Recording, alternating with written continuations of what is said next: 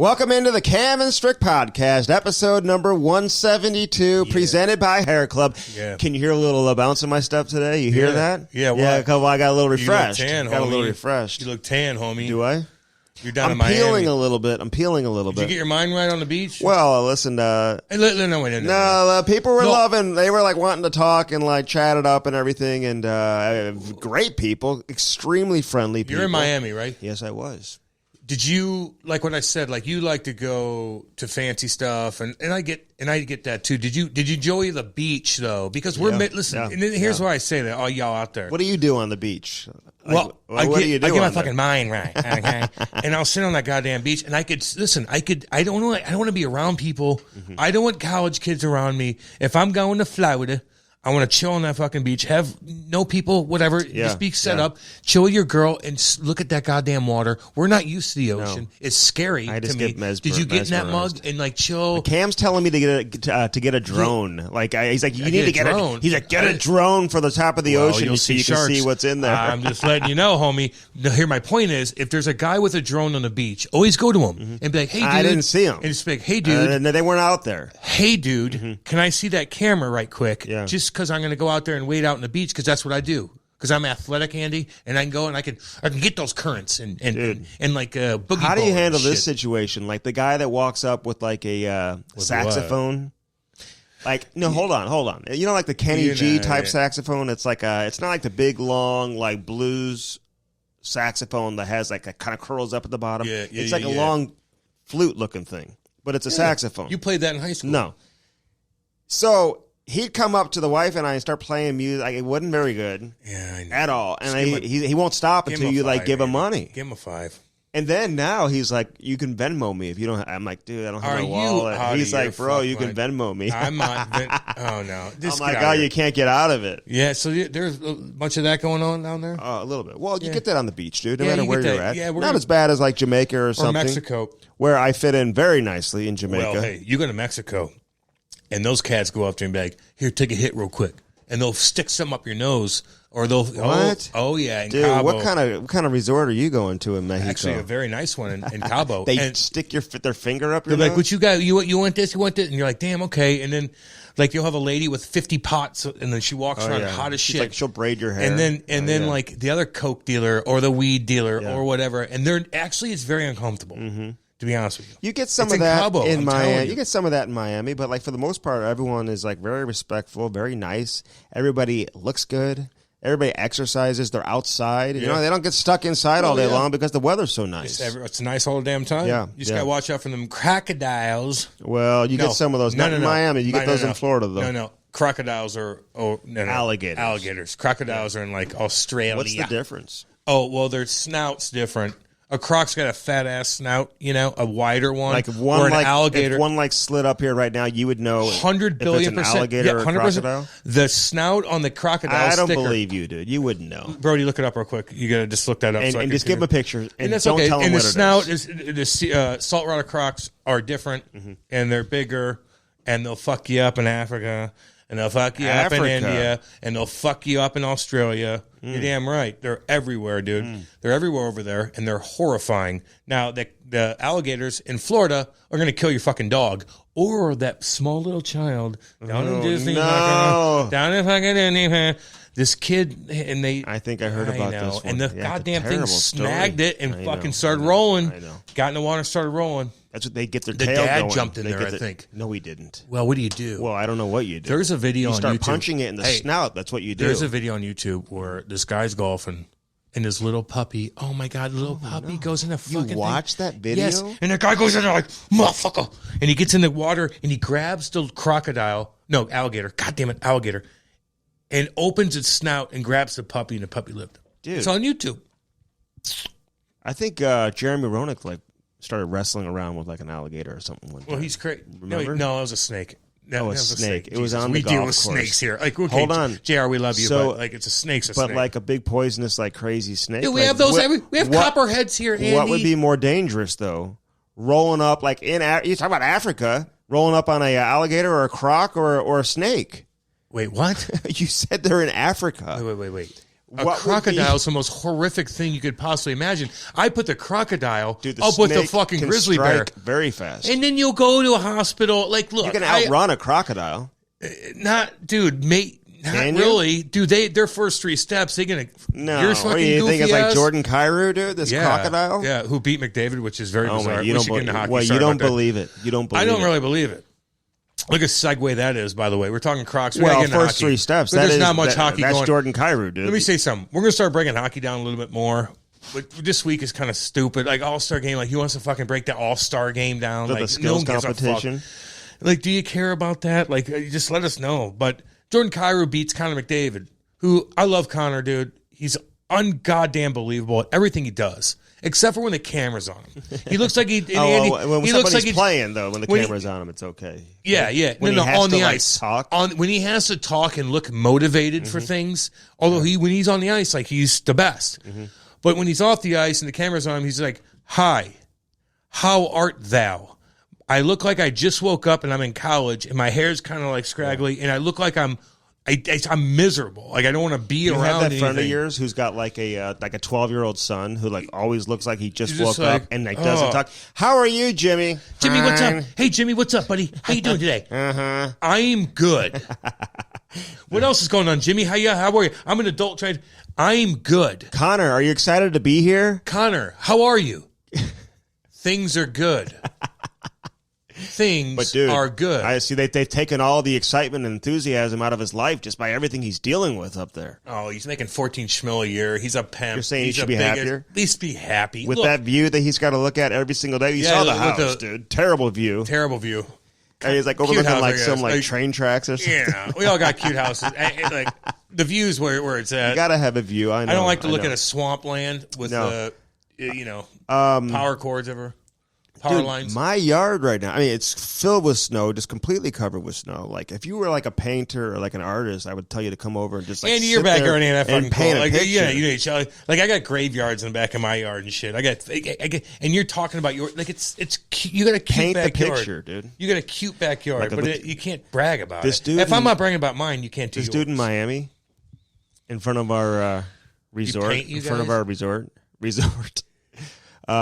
dude, he paints with his toes. Like, he's got no hands. How much money did you give him? Well, he's got no hands, and I'm like, dude, what do you got going on here? He like paints. I'd rather paint with your hands. No, he paints with his feet. I don't want to see somebody's feet. Could you imagine somebody who's like 10 times as good as you are at like painting, and he does it with his feet, like no arms? I'd be like, here, take a 20. He puts the paintbrush in his mouth, dude, to dip it in the water. Like, this guy's like out of control. Look, amazing.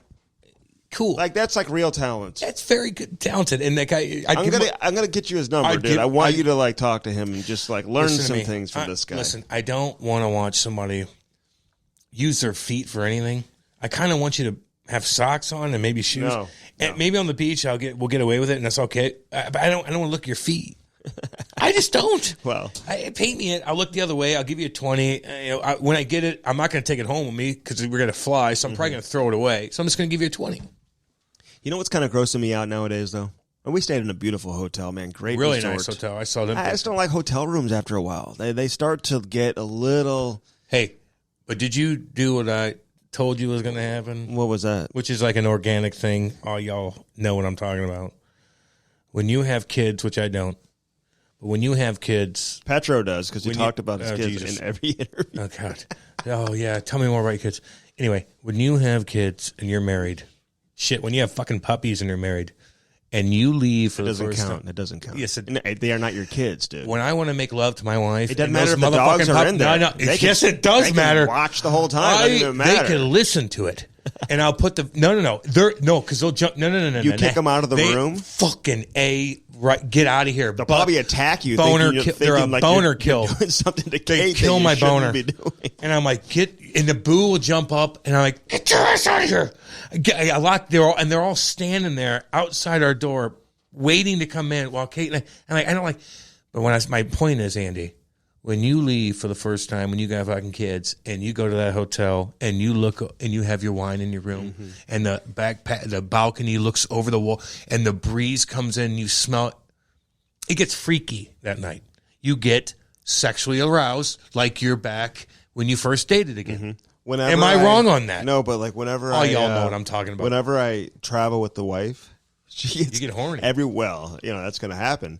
But everywhere we stay, every restaurant, I tell them it's our anniversary all the time, every time. You might get free stuff. Oh, we got like so many. Scavenger, Andy. You're a fucking We had a scavenger. bottle of champagne in our room, dude. Roses. That's actually a good. Oh, that's what you do. You always say it's your anniversary. Like, what are they going to ask for proof of your wedding day? No, You're right. They say, hey, is it a special occasion? Shit, why don't you double dip and say it's her birthday and anniversary? Very bizarre. They'd be like, how many years? You just make up a year. Sometimes you can say 40, 13, 17. We're 60. We look young, don't we? Yeah, 100%. So that's the strict nasty tip for you. Go ahead and do that. Andy, we should have gone to Vegas. Yeah, we should have gone to Vegas. I know. We were actually invited to go to Vegas. I know. Biz, love you, dude. I know. I know. We're like...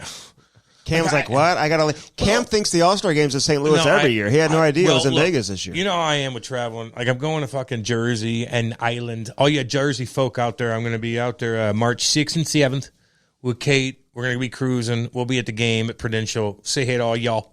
But and then we're going to Cabo after that. But other than that, like, I don't want to travel that much. And I don't know. But we should have gone to fucking Vegas, dude, we should have gone. Had the podcast. So listen, I'm throwing it out to the listeners. Doing it next year we're doing it, and we're going to depending on where it's at, by the way. Well, where won't you go? All right, well, I'm going to give me your top 5 where you won't go. My top 5 where I won't go. Anywhere cold, but I don't know if that works. But California, that's a far one, but I'll do whatever. Hopefully, it's where won't you go? Ottawa? There's a lot of places. Oh, we just had Randy Carlisle on. You're trashing Ottawa. I never knew you felt that way about Ottawa. I didn't mean all the Ottawa people out there. Just understand. Just know. I'm warning you right now. If you were a player, you'd understand what I'm talking about, but you weren't. So let me explain it to you. When you fly into Ottawa, it just takes forever to get to Brook Street, whatever the fuck it is. And it's just, you're there, and there's a golf course right there, but you're not golfing. The canal is incredible. But what do you do with the fucking canal as a player? Capital. No, my point is, probably as a some player, museums to go check out or Andy, something. there's nothing around there. Now, when I played, there was nothing around there. Then it takes a little bit longer to get to the rink. It's cool to play in Canada. I love that. But it just there's nothing to do specifically in Ottawa where we stayed. Well, because the rink is in the middle of nowhere. Yeah, well, there you go. That's the difference. I'm not chirping. Well, you got to know the spots Randy's to go like, what? to. And I'm like, oh, fuck. I know. Now you got to explain yourself. Sometimes, I thought you were going to chirp Winnipeg, and I'm like, no, don't do that, dude. He loves Winnipeg. He's a Jets Hall of Famer, dude. Winnipeg Jets. I fucked that up too, I think. But on the other hand, he was in Anaheim, and I'm just thinking of when the morale as a player to be in warm weather, it's got to be a little bit of an advantage. Can I just talk to the league for a second here? Just for a few seconds here. League, listen to me. If you're going to invite Trevor Zegras to the All-Star game, and he does his skills, he's the only one that actually did a skill move. He's so cool. The rest of them are like, okay, I'm going to skate through a marching band and miss the net and still win the whole. Petro, he won the competition. Petro's like, give me the fuck out of here. What happened? Petro's like, I have to babysit my kid. No, you don't. You have. Hold on. So they have this guy come out there. He does this. He doesn't even win it. If you're gonna fix it, then fix it so he wins, and then maybe make something unexpected, where each team has a competition to have Zegras added to the roster for the All-Star game. Everywhere you possibly can. Let him drop the puck, sing the national anthem. He can do have him anything. Everywhere. He's the coolest cat. And then you just don't even see him, and he doesn't win. He just, DeBrincat caught a ball from David Carr. I thought that was kind of cool, actually. You bring in the Raiders player. He had the hangover thing. They had a fake Mike Tyson. You probably thought that was the real Mike Tyson. Andy, it was a fake Mike Tyson. Actually, if I had a foursome, not in a sexual way, but a golf course way, golf outing way. Who would you bring with you? I'd have Tyson. Well, right now, it all depends. I'd probably have, right now, Tyson. Would I go with you or no? Fuck no. I'd have Tyson. I'd probably have Elon Musk, just to hear different. He does not want to go with you. No. This is if I take him to St. Albans. My fucker. What I'm saying is, fantasy world, as far as just being entertaining goes, is what we have to do every damn day on the radio. So. If I had a foursome in golf, I see Tyson might be in there. There's a lot of things, and he's so deep when he talks to you. I'd have Elon Musk, and right now maybe Jordan Peterson. I'd have Jordan Peterson just talk to me, and Let me pick your brain. I don't even know who that is. Yeah, of course you don't. Who? No one does listening right now. Yes, they did. You know who Jordan Peterson is? Yeah, who is he? Maybe he's a professor you don't in even Canada. know. No, he's professor in Canada. He's gigantic. He's just on Joe Rogan. Jordan Peterson. Yeah. Okay. Get out of here, Andy. No, I didn't know which one you were talking bright. about. Now, do I agree with everything he says? But everything comes out. I saw that doctor. Brilliant. I saw that doctor. He's a brilliant man. A lot of COVID stuff like he talked about. He just is real. And not that he agree with everything. Would you want Rogan to come with you? Rogan, I'd fucking bring his ass on, too. There's no more space. You know how I got into Rogan? My foursome would be so much cooler than yours. You're hanging out with, like, doctors. I want to pick their fucking brain. I get it. Listen to me. Here's another thing, too. We're partying over here on the ninth hole, dude. You're going to wish you came to my foursome, honestly, and you won't be invited, dude. I'm just letting you know. Okay.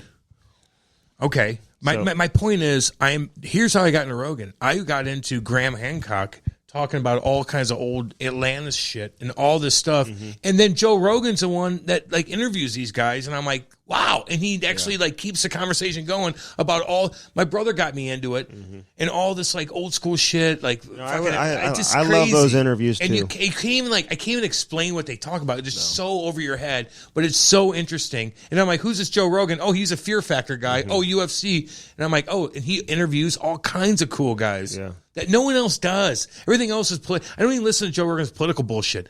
I listen to him when he's fucking breaking down that fucking volcano that happened back in the day and how many shit like that. Yeah. Or even UFO shit when he has all these military cats on. Love that. Yeah, no, Rogan's cool. I like Joe Rogan an awful lot. I mean, there's another Joe you got to worry about. Makes a shit ton of money doing a podcast. They're worried about it. They're worried about one Joe. Tens of not millions. Worried about the other Joe. I know. I know. How was Messier and Chelios? I don't care. You didn't care about the ESPN production? I don't know. The boys had a good time in Vegas, man. We should have fucking went. It should always be in Vegas. Damn. The players should always fun. Be there, dude. But except for what's his name in the NFL?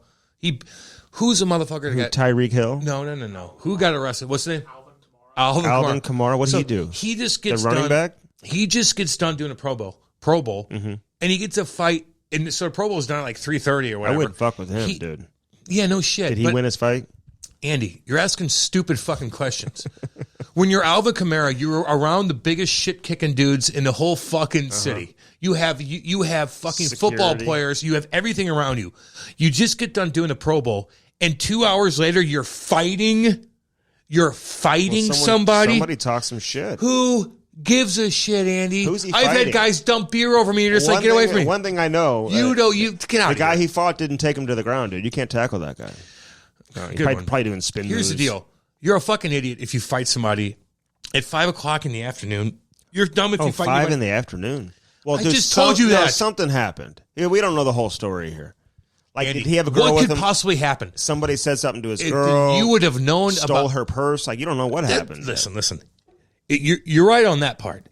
The one thing, and you think his girls around him. Something triggered him. Here, it's probably something stupid. He seems like a pretty chill dude. Honestly. Oh, I bet. Yeah. Because you know him. You guys party. I don't know about him. The point is, if somebody does touch your fucking girl, that's the green light. It's game on. So if that's the case, and fuck, you get. I don't know what I would do in that situation. I don't think that's the case in this. I don't know. I don't know how I would handle. Brody, are you looking this up? What did they say about Alvin?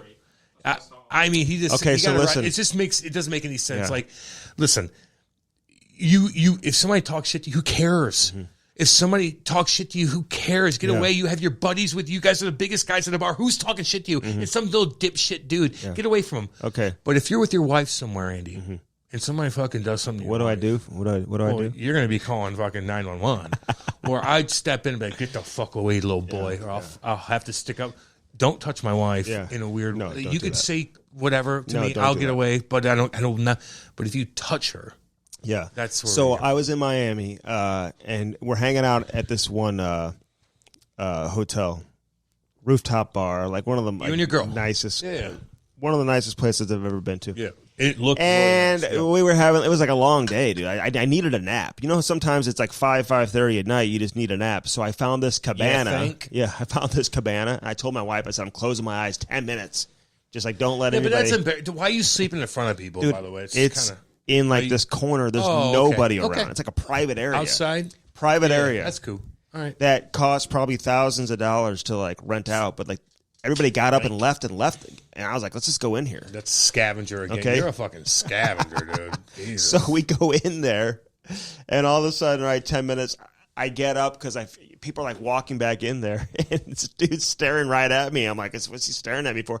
And then I realized, oh, it's Joel Edmondson from the Montreal Canadiens, dude. Were you like, what? I was like in his area. They had rented it out. Yeah, he's like, get out of here. Well, I was like, then it was all good. I'm like, Joel, I'm hanging out here. Who else was with him? Jake Allen, Sherrod. There was a bunch of cool. Oh, there was a bunch of Montreal Canadiens. Joel's a cool bunch of Buffalo Sabres, some Boston Bruins. There's a bunch of I bet there's a bunch of NHL guys hanging out. Down in Miami, good spot to go to. Fucking Florida. Oh yeah, all the folk from the East Coast go down there. Yeah. All the people from Missouri go to Destin, like that side of the state. But yeah, man, like. A lot of players go to like the Fort Myers area, you know, the Naples and all that. Yeah, and then even Jupiter and shit like that, dude. Yeah, cool. West Palm. Florida's one of my top places. North Carolina, Texas. I'm still feeling out Florida. There's a lot of god dang hillbillies down there, but not where I was at though. Miami's not like that. Miami's not like that. Still some bullshit. It's different. It's different, but I loved it. You could find what you want down there, though. You could have fun. I loved it. So no, but the Canadians, they were cool, man. Everybody's. I want to give Eddie a shout out, man. Yeah. Going through a tough time, obviously, with his dad and whatever, but like he's hanging in there, man, and his mom is too. So we'll give the Edmondsons a shout out for sure. Yeah. Jack Hughes he's got COVID, so like they're still testing. I think today is the last day players have to get tested. How about unless they have symptoms? You think any player's ever going to show up and be like, I have symptoms today. If I can you find me a test? How about the Olympics? Can I get a test? How about the Russians can't get their 2 tests in, and the girls have to play with cages and a mask on? No. Yes. Why can't they get their test in? Fuck, I had a 3-hour show. The ROC. The ROC. Yeah. I had a 3-hour show. Russian Olympic Committee. You didn't see that? I only pay attention to the ROC when they play USA. They're wearing them. Oh, fuck. And they weren't wearing them in the game against USA. Like, I don't care about wearing a mask in a gas station or whatever, although they don't give a shit in Missouri. But I wouldn't care about that. Any thoughts on that game, USA versus the ROC? I don't know. I couldn't tell who's who because they all fucking look like they're going to rob a bank. They're choking. They can't even skate. They're not even doing anything. They can't see. They can't skate. It's fucking weird. Americans can skate, dude. I'll tell you that. No, they have it says they can't breathe through their masks and their cages. It's just fucking brutal for them. You know how hard that is to deal with if you're trying to you're stuck in your zone for 2 minutes and you have a mask on through your cage. Ugh. Oh my god! No, that's all good, man. Tough. They gotta do what they gotta do. So Jack Hughes, I kind of like what he did though with the mini me, whatever. It was kind of creative. I mean, it is what it is. That was cute. What do you think about he the kid COVID when they do the shots in the fountain outside of the arena? Here's the part that doesn't make sense. Like, it's not that fun to watch. I think it's fun to do it if you're actually participating in the event because you're shooting pucks in a fountain at the Bellagio. You're like, okay, this might be fun to do. I'd rather go gamble. But what about all the fans that pay all that money to watch the All-Star game and the skills competition inside the arena, and now you take the competition outside the arena? I was talking about that today, and you're right on that. But on the other hand, I think look, if that setup was anywhere else, I'd have a problem. But Vegas, it should be in Vegas every year. Every year is so bad. They should put the Stanley Cup final in Vegas. Everything's cool about it. Everybody's partying, dude. The guys must have 100%. We need to go. And guys will go if it's in Vegas. I mean, they will go. Zegras needs to be everywhere. That kid's he's the big boy, right? He's going to be. He's loud. He's cool. He's fucking sexy. Fucking everything's cool about him, man. Fucking doing crazy shit. He's actually a cool interview. He's not like a fucking stone. Hi, just like who? Just like a not a Mark Stone. No, just like a stone face. He's just happy. Hey, look, man. Zegras is happy. You see that video where he smiles. John Gibson was like, "Hey, I'll pay you $500 cash right now if you go do the worm at center ice." And he has this giggle. he's like, for $500? Why would I do that for $500? He's like, 50,000, maybe I'll do it. He didn't do it? I'm not doing it for 500. That's kind of funny then. Yeah. Although if somebody told me to go do the worm for whatever, $500, I'd be hell yeah. Would you? Dude, the guys would make me do a lot of things like that. At center ice during the skills competition, you would go do the worm for $500? Well, I did raise the money a little bit. Yeah, and I think that's clever what he said. But on the other hand, sometimes you're young, in front of all the boys, be a fucking crazy kid. That's cool. You're already dominating. It's not like you're pushing the envelope. Yeah, I wouldn't mind it. I dressed like Hulk Hogan in Nottingham, and I didn't even know anybody. And I went out there and ripped my shirt off and did a dance at center ice my first week there. Really? Yes, Andy. I've told you this a million goddamn times. You're really like it's fucking like it is what it is. So while you guys were hanging out in the snowstorm, I was on the beach in Miami and whatever. How'd you handle the snow? Well, I got my buddies fucking side by sides. We cruise around. And you did what? You could tip over in those things, you know. Did you see the little video I posted? Did you tip? No, but we could have. But we were flying around. Dude, I thought you don't like it when people drive crazy like that. Not in a car. In a side-by-side, you I don't would mind? have jumped out. I had my game plan, dude. I would have jumped out. No, of that there's moment. no game plan. I would have jumped out of that. Seriously injured. Yeah, we're not on the road. We're on the golf cart but it's path snow, in St. dude. Albans. In the Are those mountain built area. for snow?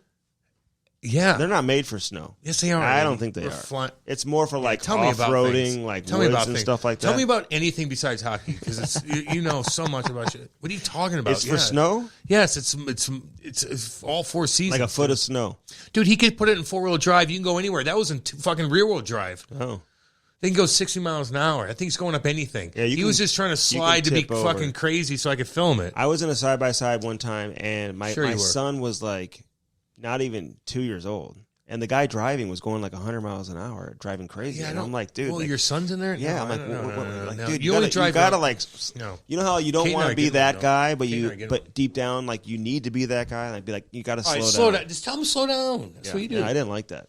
The guy who, my neighbor, by the way, just had a chat with him, saw him the other day, who got 100% on the ACT and also won a golf championship, and he's super intelligent, very, very smart. Don't bore the audience. No, like there's not much hockey to talk about. We don't care about your 100% on the ACT. I don't give a shit. And he's got an incredible snowblower. He was snowblowing like everybody's like, driveways. You took advantage. You scavenger. I had another guy come do it too. Brushed off my wife's car and everything. Cam, nowadays everything's so easy. I called this guy. I found his number, whatever, and I'm like, just go to my house right now and do it. And he's like, well, you Venmo me. I just Venmo him. Yeah, I get that. You know what I'm saying? Everything's easy nowadays. All right. Tell me more about your fucking neighbor. No, I'm just joking. Well, 100% on the ACT. No, get your sponsors in. Harvard education and everything. We got a big fucking we got a big interview coming up. Andrew Shaw, dude. Yeah. This is... It's a good one. He's cool, man. You know, very cool. We've been talking to Andrew for probably close to a year, honestly, just trying to make this work. You know, he had just retired. There was a point in time where he hadn't retired yet. So he didn't want to do it then. Then he just retired, and you just want to chill. Listen, it's got to be a weird time when you like retire from playing professional sports, just like right away. Like you go from being a player to not being a player. It depends on where you're at in your situation, man. Mm-hmm. If you have a bunch of money, you're okay. Like you're like, I could chill. Yeah, but some people just need that attention. Just listen. Yeah, but that's petty then. You deal with that yourself.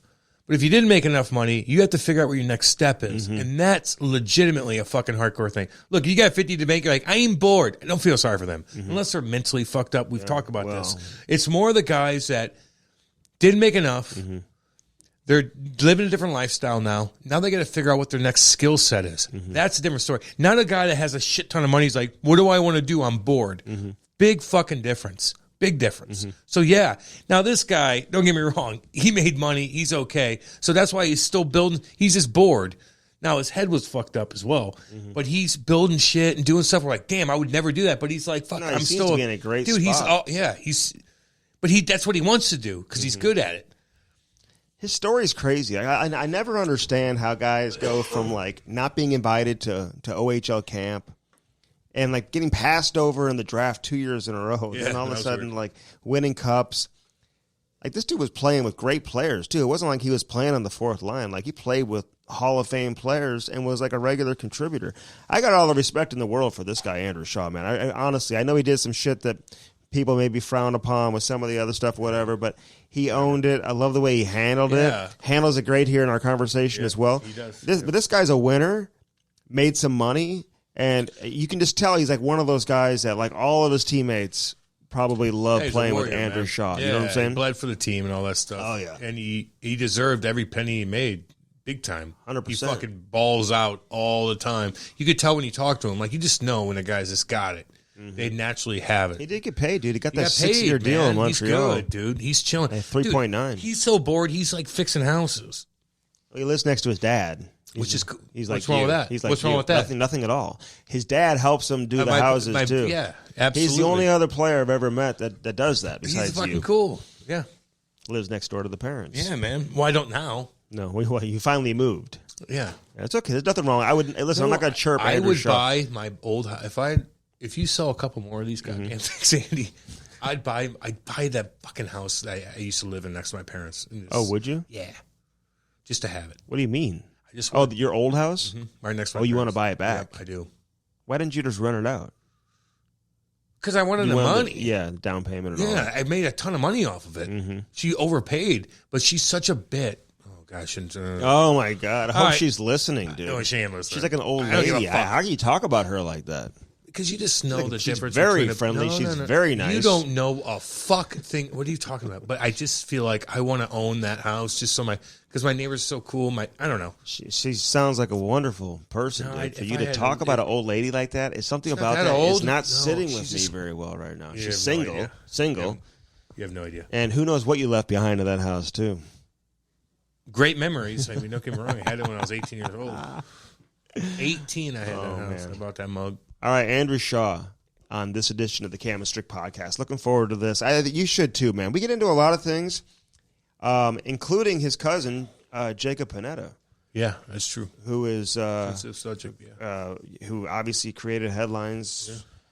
Talks about the Subbans. Yeah, I do want to say like PK. Like I know he's brought up in this conversation, but it sounds like Andrew Shaw has reached out to him and he hadn't heard back. On. Look, at the end. Listen, I'm not saying you guys need to be best friends or you have to accept what he has to say, but Andrew Shaw did win a couple of cups and he played a long time in the show. Like, just give him respect. I like to hear the former players that do like return each other's phone calls. You know? Yeah, I don't know. Look, I don't even want to. I'm so. Yeah. You know how I don't want. It's so sensitive. But if he got kind of cleared on it, we got to have that. You got to have that communication. Dude. If he got cleared on it. And now, like, the guy is just fucking buried. If you know that he didn't do it on purpose. Well, we get into that. Right? Like, I'm just saying, anyway, okay. If we're truly going to move forward, like, as a society, then remember, everyone always says we got to have that conversation. Yeah, absolutely. We got to talk. So, PK, talk to Andrew Shaw. I know his brother, Malcolm, he sounds like a cool-ass dude, by the way, Malcolm Subban. I've heard that for a long time. Yeah, he's tight with, like, Binnington and stuff like that. He said they're best buddies. Yeah, really good buddies. Good buddies. Yeah, so, anyway, enjoy this conversation. As always, brought to you by Hair Club. Well, going bald sucks. And you know what? I'm telling you right now, Hair Club for men and women, by the way, and even for women, it sucks, too. And Andy, you're starting to get there a little bit. I have a bad... No, you're good, dude. You're good. You're good. You can't just throw that out. No, you're right. I'm not going to chirp you like that because you look really tan. You look really good right now, to be honest with you.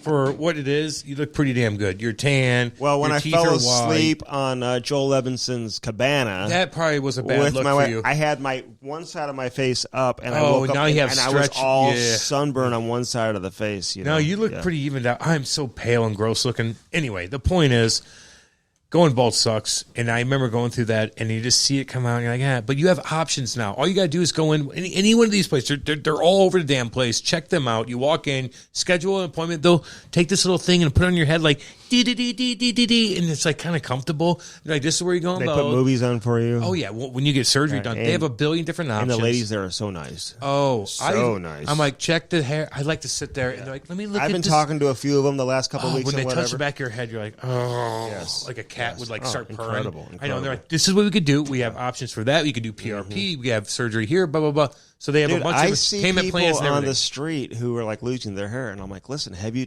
called Hair Club? Are you out of your fucking mind? Well, you can't do that. Are you stupid? Well, is that bad to say? I want everyone to dude. You know what's gutless when people do chirp people's hair. The life they could have. When people chirp other people's hair, it's kind of gutless. Well, I don't chirp. They're like, you don't chirp. They're like, I can't do anything about it. You just let them know to go to our landing page. Why you have this? Because you could work out and be. So don't chirp people's hair. I'm just like, go to our landing page. I just recommend people go to the landing page. Please don't do that. There's nothing wrong with that. I'm selling. To go to somebody that's bald and say, hey, have you checked out our landing page? You don't think he knows? You don't think he knows that he's going bald? Like, who do you think you're talking to right now? What do you mean? Well, they're talking to somebody who may be losing their hair. They have to go in there and go on your own. You walk in that place. It's easy. The people are so sweet. They're nice. No one's embarrassed. They all understand they're working. And they come up with a customized, you're in your own circle there. Customized, package for you. And they could, not payment for plans me, and everything. not for somebody else, but designed specifically for you. Exactly. And that's what I tell people on the street when I see them. I just suggest so dumb with that. 800-279-7878. 800-279-7878.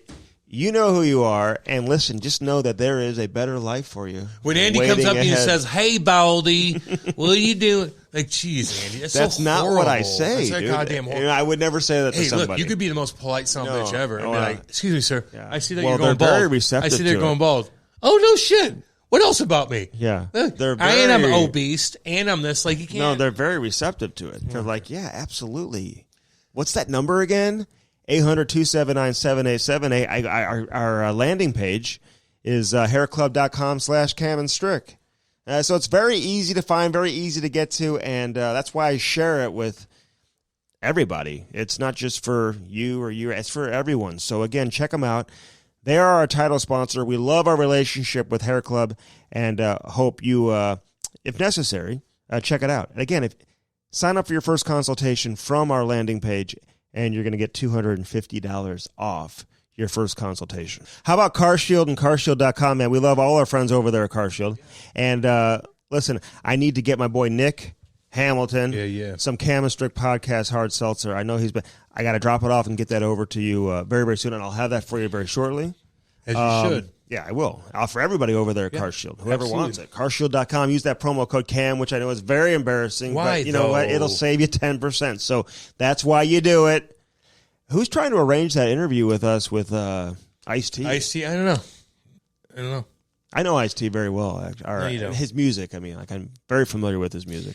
You know, I know more about his acting career than music. Well, right? he's a big time actor too. I don't even think about his music. He was part of that kind of that gangster rap era, which suits you perfectly with NWA. Because if you went downtown and hung out with gangsters back, I used to freestyle. I used to freestyle rap. I know, dude. You look gangster, man. I'm just saying, dude. You're so gangster, I'm not gangster, but I used to have some. I know. Skill. You used to roll your window down in your little BMW with your nerdy I never had a BMW. White boyfriend and blasting gangster rap like you're cool, and the gangsters looking at you like, look at these nerd boys. Yeah, keep spending money. Keeps putting it in my pocket. Well, Ice-T, maybe we'll have him on. Yeah, man. You didn't like Machine Gun Kelly, but I wanted to throw that out there. You didn't like very that. nerdy. Listen, I know he's Megan Fox. I know, God, when he was rapping, he's with Megan Fox. Yeah, they're dating and everything. Yeah, Andy. Okay. Anyway, I didn't like what he said to Corey Taylor on Slipknot. It's all good. They kind of chirp each other. We're fucking masks. Yes. Well, you're wearing pink shit. And you're long when you ripped Eminem, you're fucking hardcore. That music video where you're you're eating cereal the whole time and this weird ass you're fucking bashing Eminem, and I'm like, that's kind of cool. Eminem, what did he say about Eminem? Fucking just bash him in this awesome song? And because Eminem chirped him and stuff like that, whatever, it doesn't matter. And Eminem's he's chirping for being grumpy. He got 100 million, tons of money. You're grumpy, fuck off. I hate grumpy people that are wealthy. Is Eminem grumpy? Yeah, he's just grumpy lately. I don't know. Now he's doing pretty nice to me. He's going to Super Bowl. Shut up. He's going to Super. Oh, that's going to be one of the best halftime. I think it's going to be kind of cool with Snoop. Yeah. Dre and Snoop Dogg, absolutely. So anyway, and I don't look. All these guys are so damn talented. They are, and I understand and I appreciate that and I get it. But his rock stuff, Andy, is kind of dippy dippy dippy dippy dippy.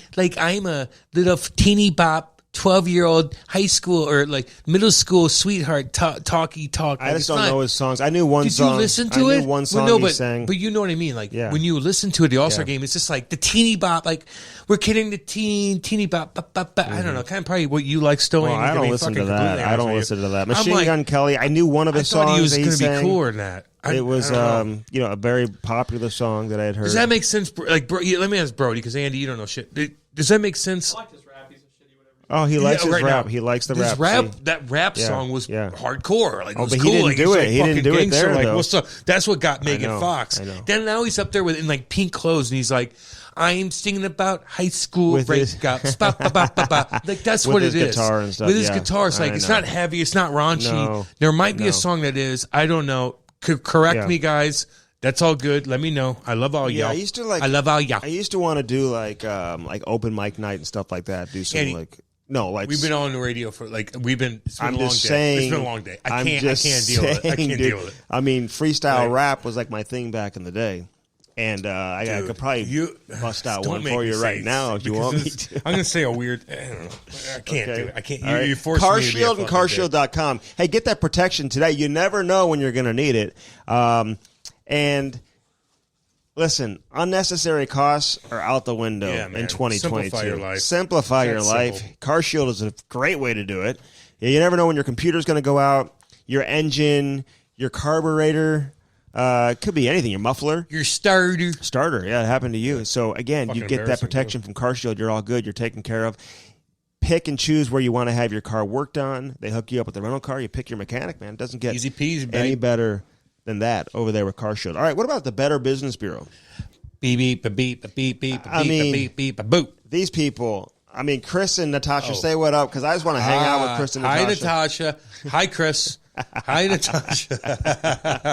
Hey, the Better Business Bureau, man. It's where you turn when you're looking for an honest business. Go to the BBB. The BBB has been reviewing companies for over 100 years. That is a long time. All the BBB services, they're free to the community. You don't have to pay the Better Business Bureau to see the review of area businesses. That's the difference between the Better Business Bureau and other online review sites, man. Like sometimes they charge you money just to see these reviews. Why not go through it and just see where you're at? The restaurants, the hotels, everything. Like everybody. You're traveling in baseball. You're trying. You're the dad that has to like organize shit or whatever. Hotels? Are you kidding? You know how I am with hotels. Purchases, I am a princess, Andy. But major purchases, big time. Like buying a car, looking for a mortgage. Understanding your cell phone contract, which you know nothing about. Oh, my God. I got fucking ripped off. $1,500. That's actually terrible. I paid it via text, $1,500. I had no idea. I thought it said $150. And I said yes. And Kate's like, oh, you fit $1,500. What did you do? I go, I don't know. Did I do a podcast up in fucking for Asia or something? No, I didn't. It was something weird. We figured it out, but it was a pain in the ass. If I went through BBB at the time, oh, Lord. Hassle gone. See you later. Yeah. Well, you don't even know if the information on other online review sites has been verified and is accurate. You have no idea. That's why you go to bbb.org. Again, 314-645-3300, baby.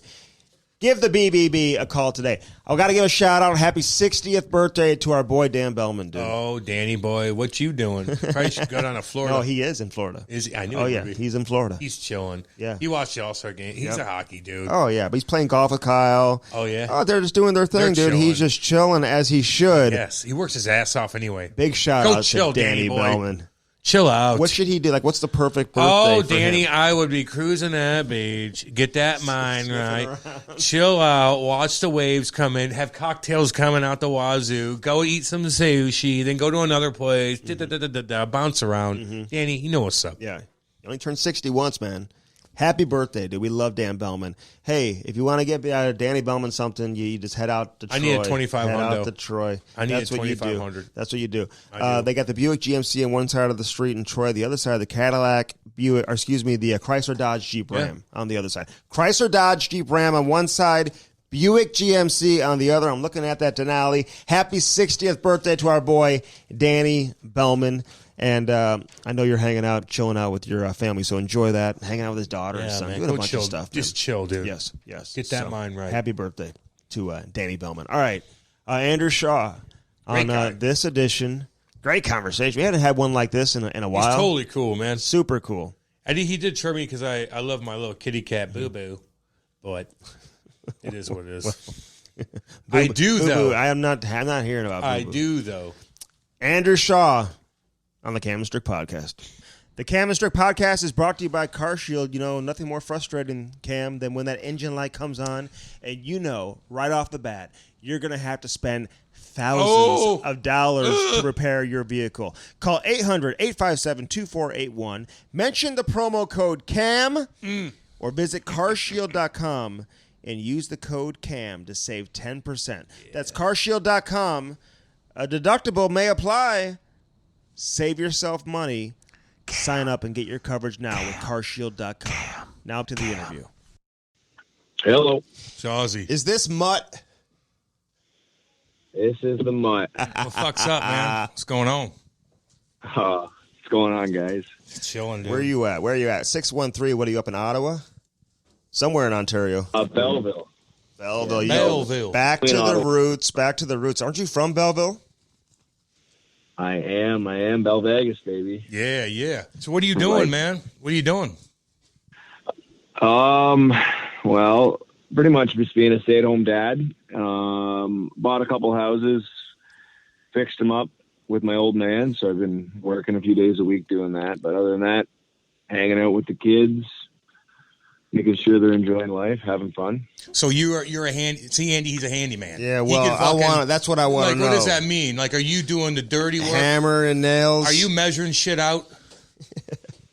I do all the dirty. I do the shit jobs, as we call them. My old man's made me do them since, I was like 11 years old. So he still makes me do them now.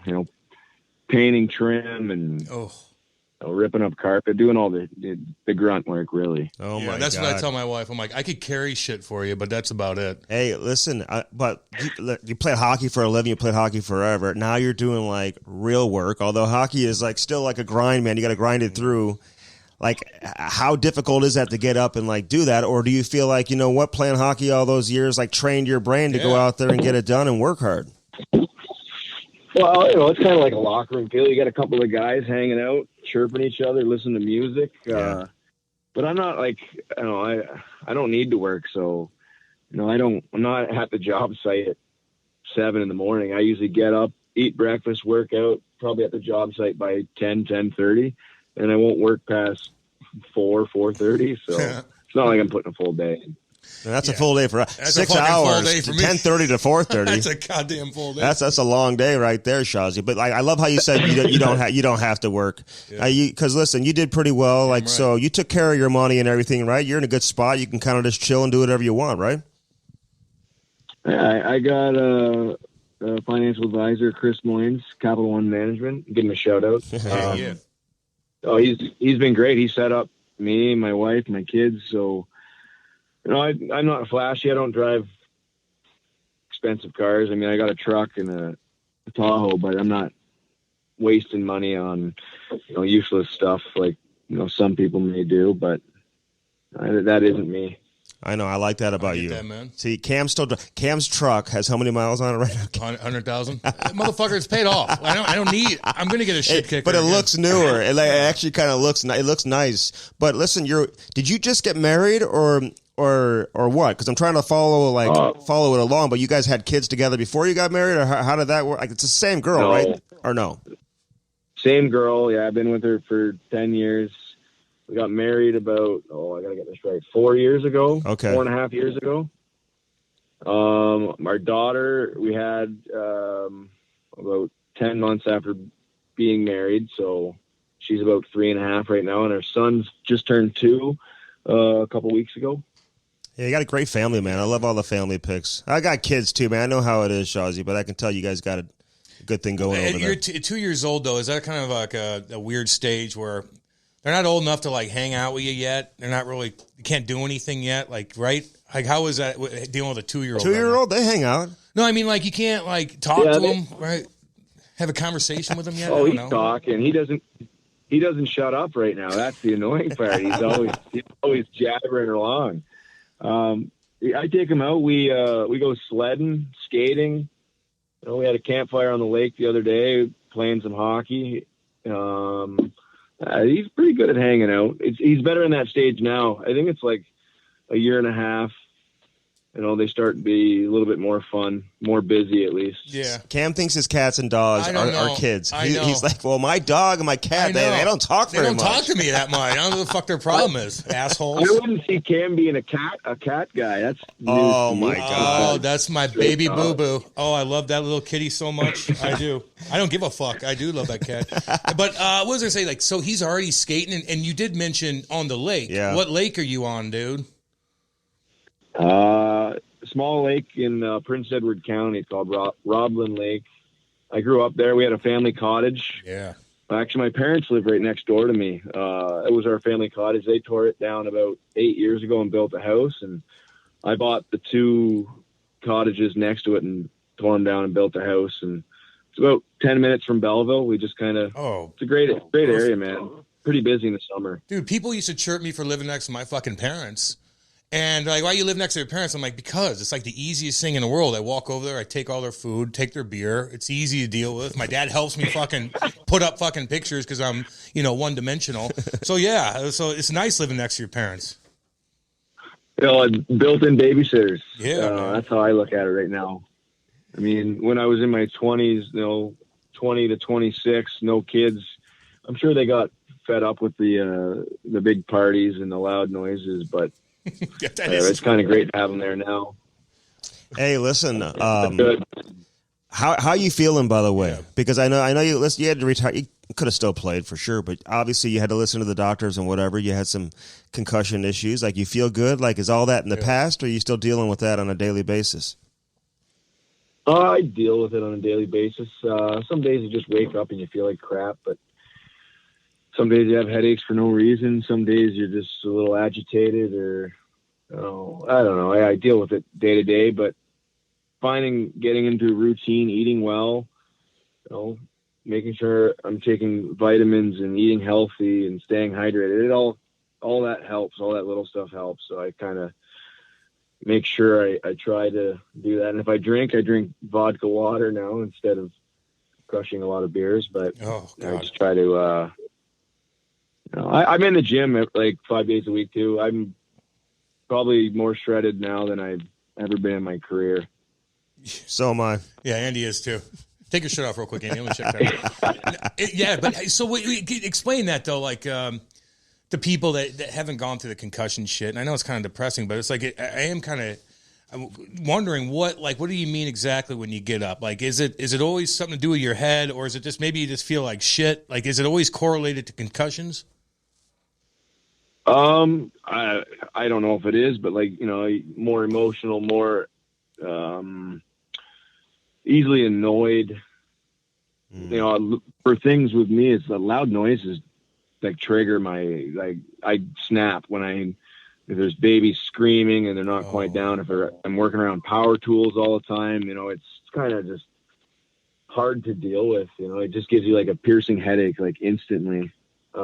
But like the concussion stuff was like, after I got a concussion, it was like 6 months of really being like depressed and anxiety, and like it was that was the doctors said, hey, you have a pattern of getting concussions, working your way out of them, feeling good again, and then getting back in the game. And the way you play, you're going to get another one. And I didn't, when I was in Montreal, I just kept saying, yeah, whatever, I'm good. Let me play. Yeah. And it kept happening. Obviously, I'm a guy who's going to go hit someone or fight someone or just be around the net or in the corners. And I guess I led with my head a little too much, and it just kept falling into the pattern where I would get hurt. I'd be in a dark place for like 2 months, because you're away from the team, you're isolated, you're not sleeping well, you're having headaches, your vision's all fucked up, and then rehabbing that, and the more and more I got concussions, the longer the rehab took to feel normal again. Like depth perception or motion sickness. Like I couldn't even get in a car and drive without feeling nauseous and puking everywhere. So it was getting longer and longer to recover from those concussions, and doctors were trying to get me to retire, but me being a hockey player, that's all I wanted to do was play. So I would get better, and then it would happen again, and then it would be longer recovery, and I'd get back and I'd do it again. I took 14 months off, feeling amazing, and coming back, and it just took an elbow to the head in the corner and sent me right back into that dark area again. Oh, that dark place. Who got you the first time, the first concussion? Was it a fight, or did you get hit? No, Torrey Krug, blindside, open ice, elbow to the head.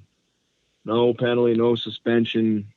The NHL blamed it on me for putting myself in that position. But you watch the video, man. It's an elbow to my head, and I had jersey burn from my ear across my entire face from his elbow, just crushing me. And then that was 2 months of couldn't even look. I was in Montreal, so it's bright snow everywhere. So every time I went outside, it would wear sunglasses and headaches, and couldn't get in a car without wanting to puke. And and I came back probably a little too early, and then I went head on head with Brady Shea in playoffs and fought Brandon Smith the same game, and I didn't sleep for like 3 days and took another 6 months off and came back feeling good, and it just happened again. I blew my knee on I went and hit Greg Patterin, and I blew my knee and had to have knee surgery. Got a concussion. I was out cold, but at least having that like 6 to 9 months recovering my knee, my head got the rest as well. And then I came back and had a great year, best in my career. Went back to Montreal and I fought Graves, big boy, punched me in the head a couple times. Yep. Next night we played them again, and I'm in front of the net, and he goes to lift my stick. I go to play the puck. He misses my stick and breaks my nose. Oh, God. Split wide open, and then it was right back into it. And then that's when the 14-month break away from hockey happened. And it was,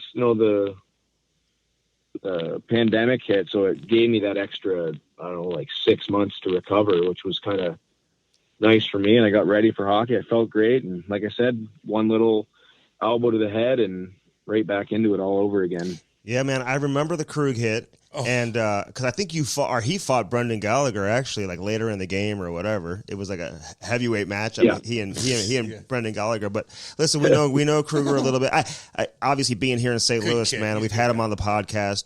But so there was no penalty on it. I mean, because I couldn't imagine like if that happened in today's game. I mean, that's an easy suspension, man. I mean, like you look pretty dazed, like when you got up, like, so that was the beginning of it for you. Oh, that was the beginning of the end right there.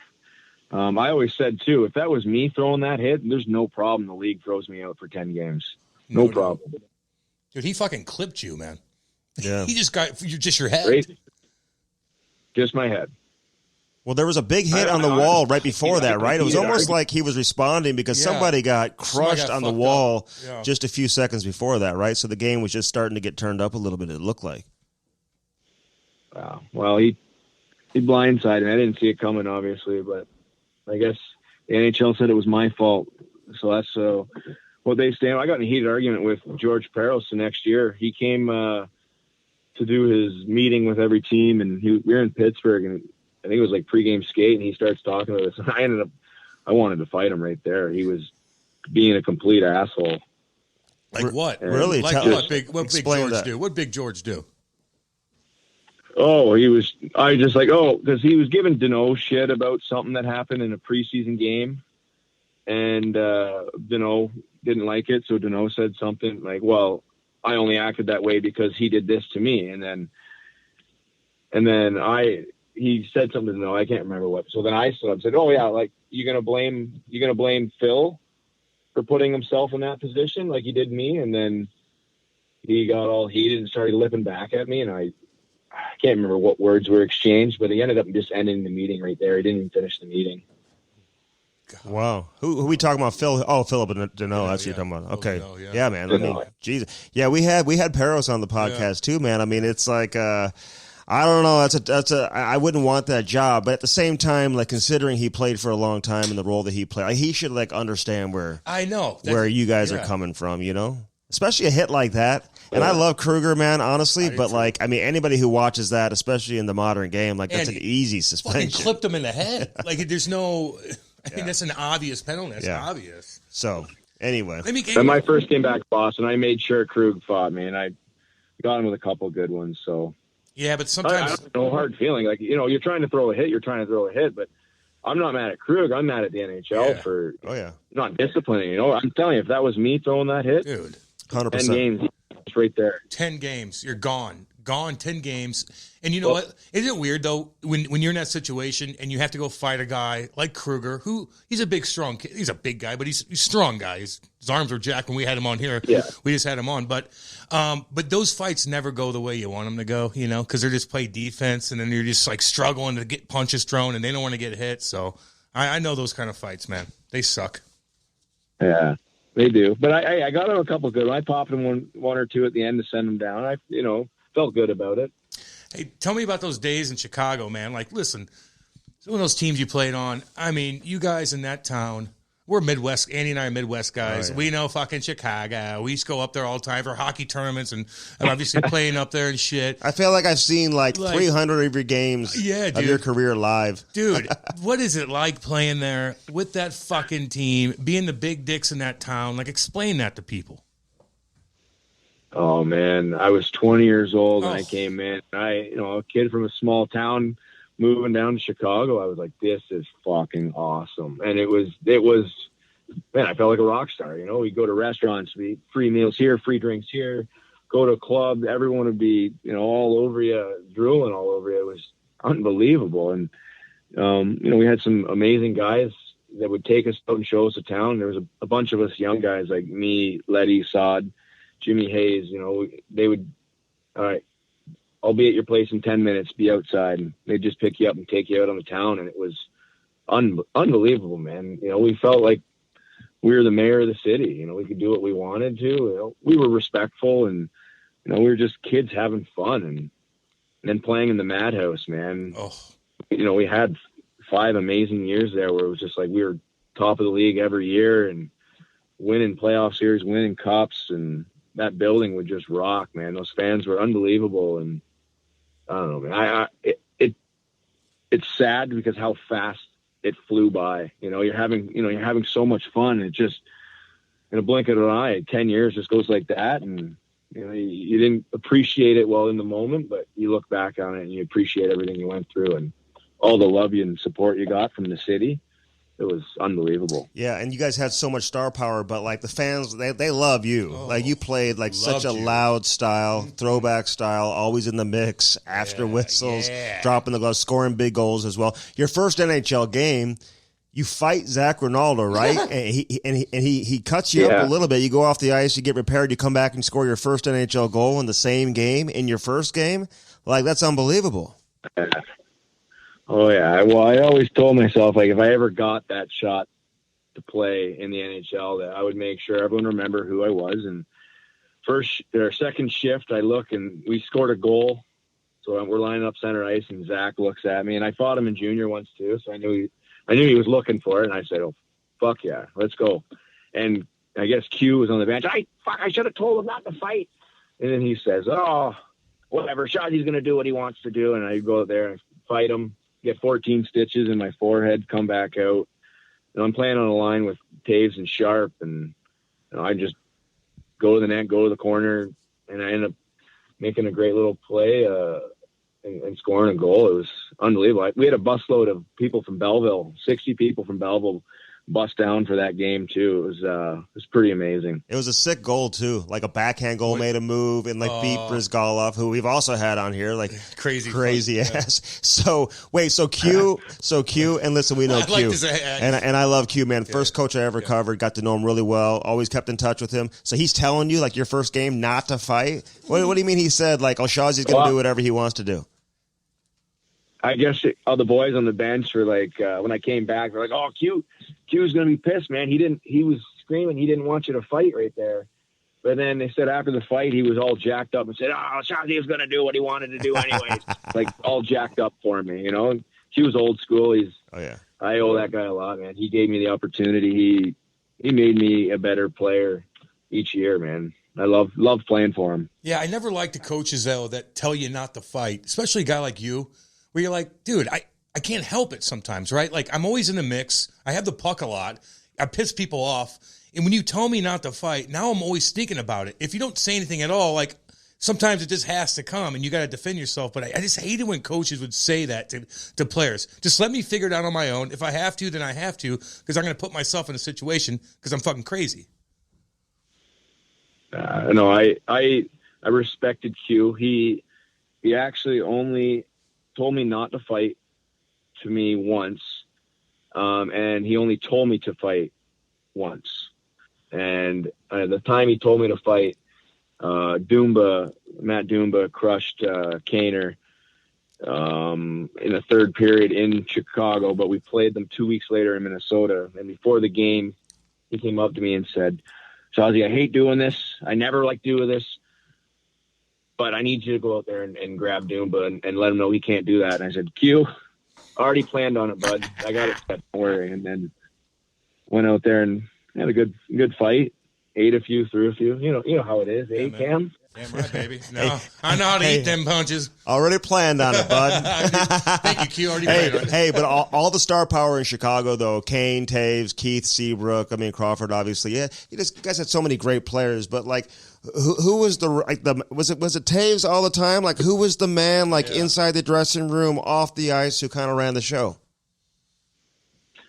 I mean, honestly, it was a handful of guys. You listed, you got Kane. Kane was a little quieter in the room, getting, mentally prepared for the game. But then you had Taser, always speaking up, always, being a leader. Siebes was always huge. He had a big voice in the locker room. And I always found I had a big voice in the locker room too. I was always vocal, even when I was 20 years old. Boys used to chirp me all the time. They wanted me to shut up more, but I was just being me. I like to talk. I like to motivate. I like to, shoot the shit, make it loose, have fun. But there was just the group. We just meshed so well together. We had a blast, man. We had a blast on the ice, off the ice. Road trips are always a lot of fun. So I think we just created that relationship of togetherness and that, brotherhood where we had a lot of fun, man. Yeah. I've been told to shut the fuck up in the locker room a couple times too, so don't worry about Shawzy. But let me set the scene real quick. You got a fucking Saturday night, packed house. You guys win by 5, and all of a sudden you're like, "Where the fuck are we going?" And Kaner's with you, and you guys go to a place like set the scene up. And I know you guys are all popular, but Kane's on a different level. Host. Okay. Yeah, but Kaner's the man. You're walking in like, what is it like hanging out with him? I mean, could he go places? Oh. I mean, how does that work?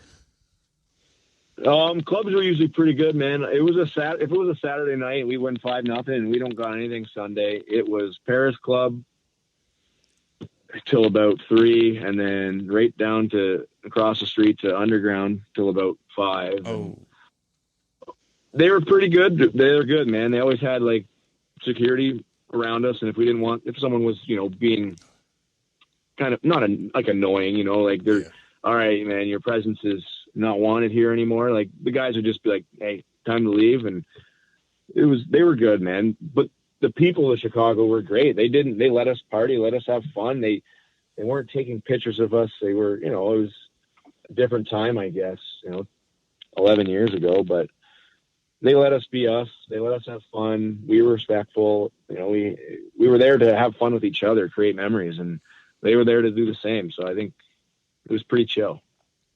What about when you guys win the cup? You won 2 of them there.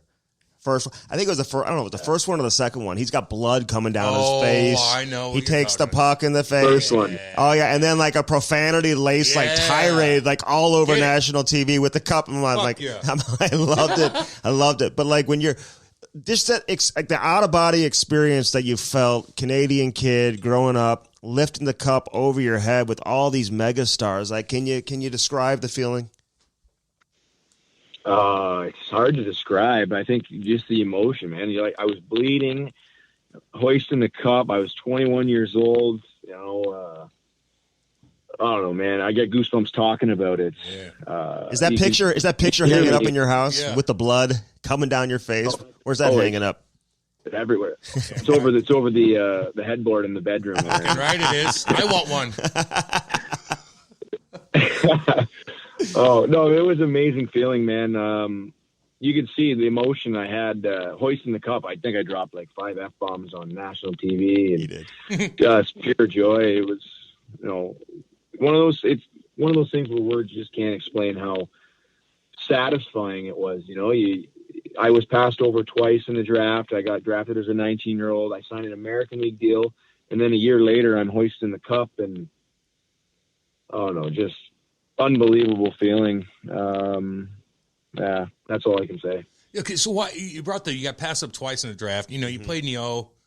Like, what'd you not do? What were they look? Why'd they overlook you and not?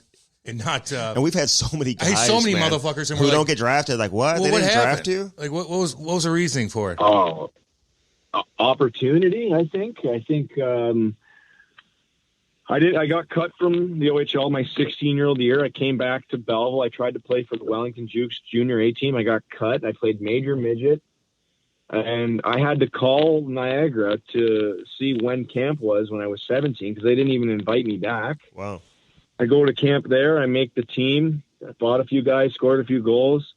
And I just played for the next 2 years, my 2 first draft years. I just played on like the fourth line playing 6 minutes a night. And the only way I would play is if I fought. So I was fighting, guys that were like 6'5", 220 pounds. And I was like 5'10", 160. I was just a skinny little kid, but it was the only way I would stay in the lineup. And I don't know, I didn't get the opportunity to play until I got traded to Owen Sound my third year in the OHL. And I had a good year, played on the third line there, but we won the OHL. I led my team in points in playoffs. I went to the Memorial Cup, led the Memorial Cup in points as well. And there it is. 2 weeks later, I got drafted, and I was like, what the fuck? Yeah. I was expecting to work a labor job the rest of my life. I was already, trying to get hooked up in Belleville here to work for one of my dad's buddies. So anyway, my life just turned around really quick. I just kept working hard, pissing people off, fighting people, scoring goals.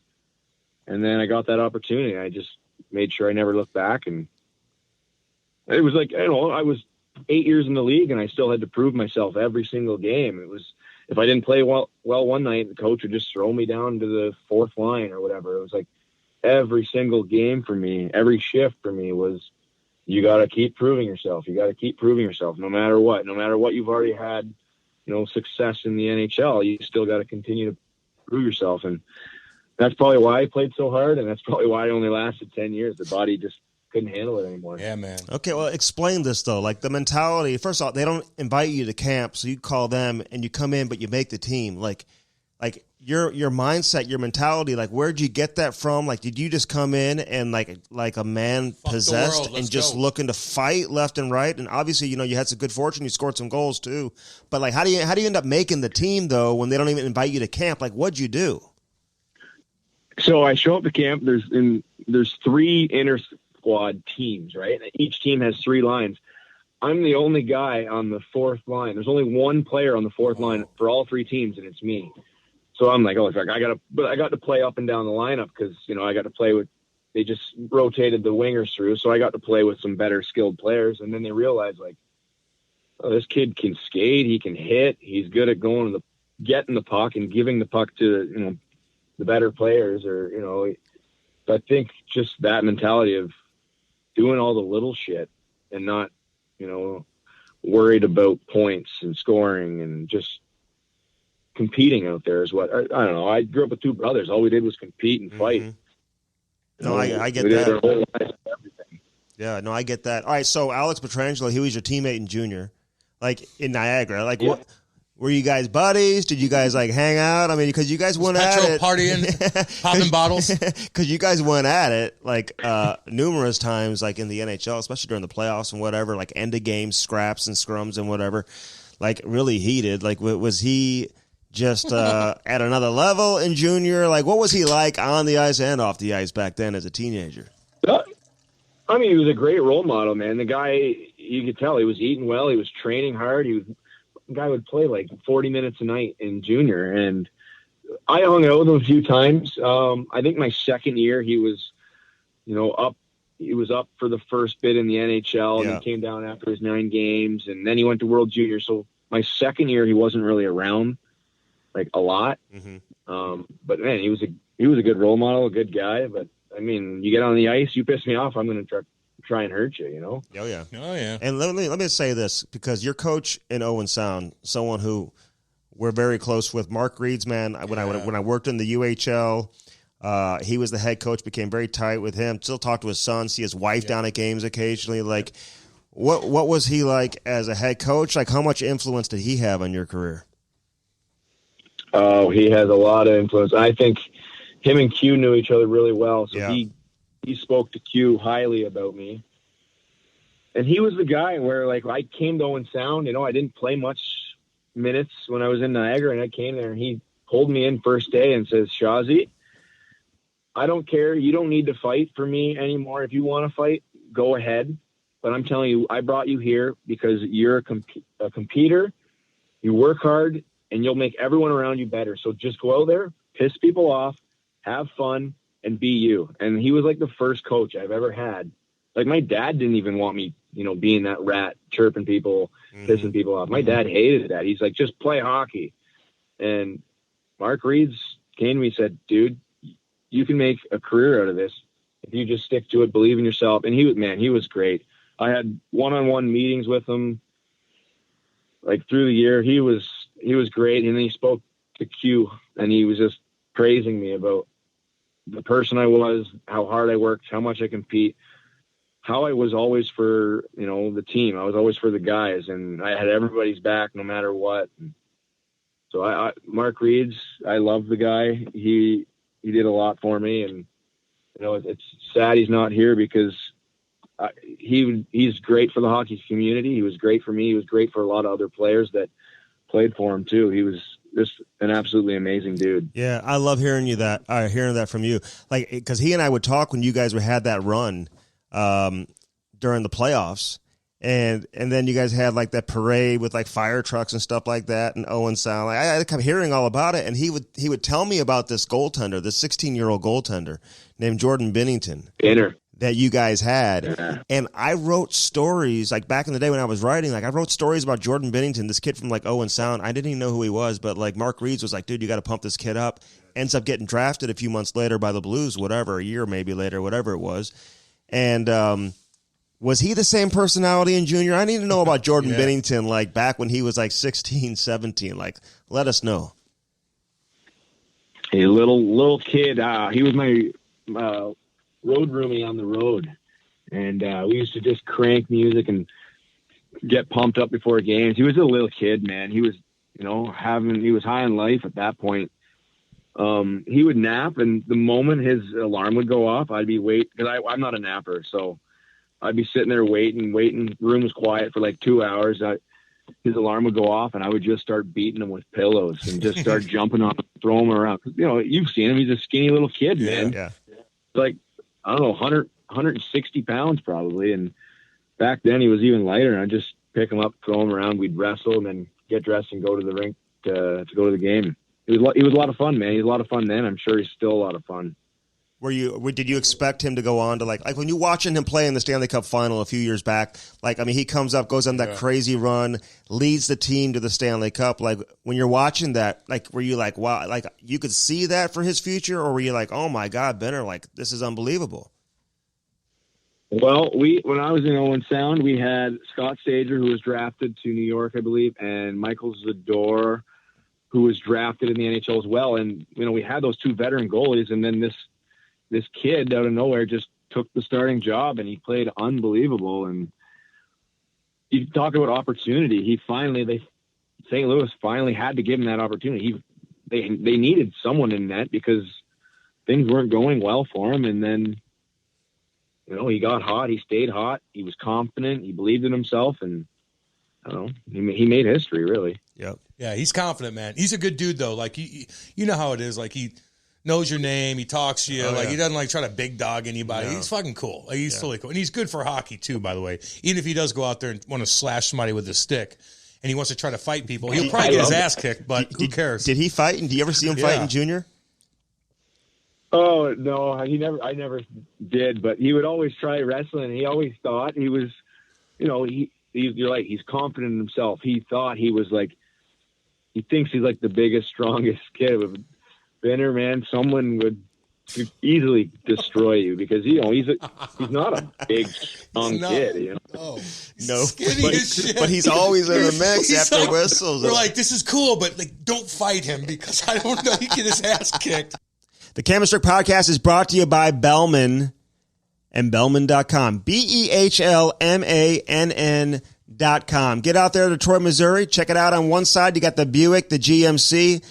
Options for everybody. Then right across the street, you got the Chrysler, Dodge, Jeep, and Ram. Again, find something that works for you and get yourself a new set of wheels in time for the winter. Now, back to the interview. Hey, man, what about you play for two big fucking markets, man. Like, Chicago, the media and whatnot. But then you go to Montreal. Like, like, you know, you're a loud dude. Like, you speak your mind. You know, you wear your emotions on your sleeve. Yada yada yada. You know how it is. Like, what was the difference between dealing with the media in Montreal than even Chicago? Like, what's the difference? And I'm sure some of those guys pissed you right off. Well, yeah, I mean, Montreal, when things are great, they're great. But when things are bad, they're so negative. And when I was in Chicago, we didn't have that, you know? Like, we were the talk of the town. We were the talk of the league year after year. So it was always, like, pretty positive. Then I go to Montreal, and you lose a few games. They get super negative. But the good thing about it for me was I can't read French. So I didn't really pay attention to the media at all. I couldn't understand the language, couldn't understand reading it. So I just went on living my best life, having fun with the boys, a couple sauna parties, hanging out, you know. Hey, but Marc Bergevin, obviously, listen, he knew you. He was working with Chicago. Like, how'd you end up in Montreal? Like, how'd that whole situation go down? Well, my contract came to an end in Chicago, and right when they ran into cap issues, because obviously they had all those great players, and Taves and Kane signed their new deals. So it was a waiting game for me. My agent, Pat Persson, was telling me they want to re-sign you, but we have to be patient because they need to they got to juggle some things around. So they juggled as much as they could, and then it came to draft day. My agent calls me in the morning, says, hey, they're going to trade you. They can't, because Pat wouldn't let me sign for less than I was worth because he knew the type of player I was. He said, I know you're going to play as hard as you can for as long as you can, but your body's going to give in one of these days, and I want you to be secured for the rest of your life because, you know, I didn't go to school. I not educated. All I do is work hard. That's all I did is compete and work hard. So he said, they can't afford you, so they're going to trade you. I got 3 teams that you could go to, and it was like Calgary, Winnipeg, and Montreal. And I said, I'd love to play for Montreal. It's 3 hours from my hometown. I'll be able to be closer to my family. You know, my sister was having kids at the time. You know, I love family. I like being around them as much as I can. So I was like, Montreal is a great fit for me. I can go there. They got a guy like me and Gallagher. I thought we could, you know, feed off each other. I thought it was going to be great. And it was great. Like I had some of my best years of hockey, like personally myself in Montreal. And I loved being 3 hours from home. You know, my family would come up, you know, Saturday night in hockey in Montreal. So my family would come down like every Saturday, every Friday and stay for the weekend and then just drive back Sunday. So it was great. I got traded there. He called me the next day. He said, all right, I'm looking to try and get you a multi-year deal, nothing under $20 million. I said, Pat, if you can make that happen, I'll be the happiest kid in the world. He called me back like 6 hours later. He said, I got you a deal for 3.9 for 6 years. It was like $23.4 million. Ooh. I said, give me the fucking pen. I'll sign it right now. Yeah. It was a Tuesday night. My buddies all came over. We got trashed, had a big party. It was unbelievable. Oh, God. Man. I love hearing that, man. I love those and stories. Pat, man, I know Pat. Pat is the best. And for him to have like your best interests and like put it that way, being like, listen, because he knows how hard you play, which means you can't play forever, but he wants to make sure you're financially secure, man. Yeah. I love the agents that have the player's best interests and not their own best interests. You know what I'm saying? So, well, that benefits both of them. He is the best in the business. He's the best in the business, man. I love the guy. Everything he's done for me. He's through my concussions. He was, you know, sending me to specialists to see and making sure I was getting the right care as well. He was always had my back, and he continues to have my back, even though I'm not playing anymore. All right, let me change directions here just real quick. So this Jacob Panetta, like he's your cousin, right? Like what should people know? Because like you put it out on Instagram. Yep. I mean, his team has come to his defense. Like everyone just kind of like immediately rushed to a conclusion. Yeah. I mean, teams are sending out press releases. The league sends out a press release. You got PK Subban holding a press conference, and this kid, like, listen, now I wasn't on the ice. I don't know what was done, what wasn't done, what the intent was, but apparently they were going to be doing an investigation and whatever, and everyone just jumped to it. But you came to his defense, one of the first people to do so.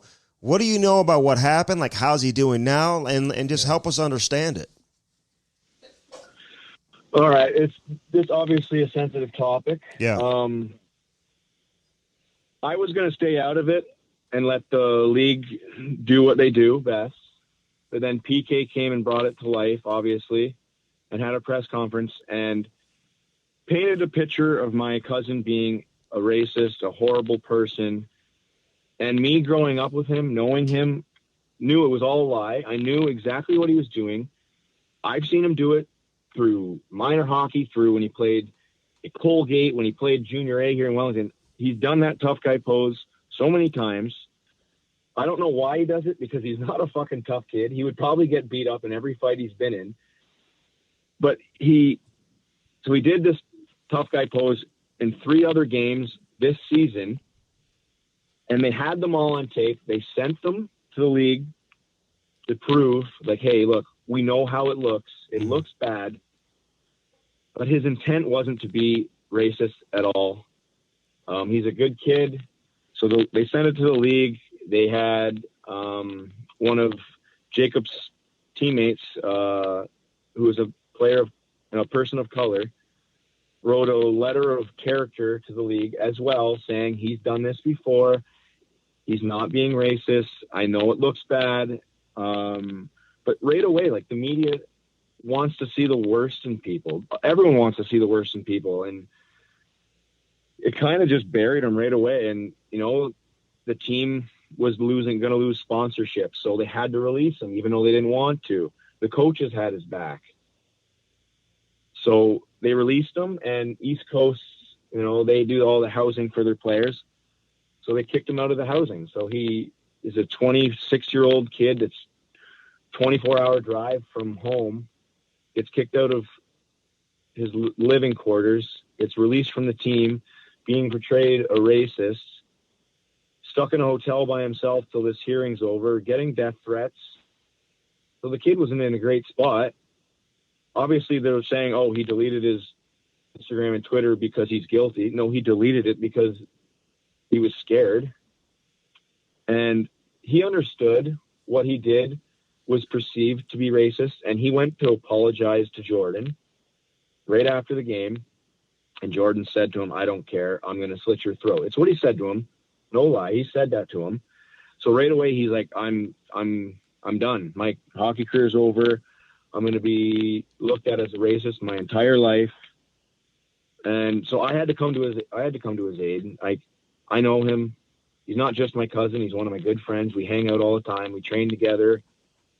I knew exactly what he was doing. I knew he had no intent to be racist.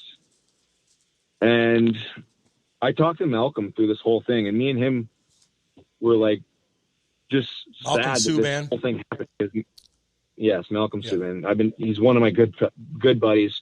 Past 2 years, we spent a week here in the summer with me. He hung out with Jacob when he was here.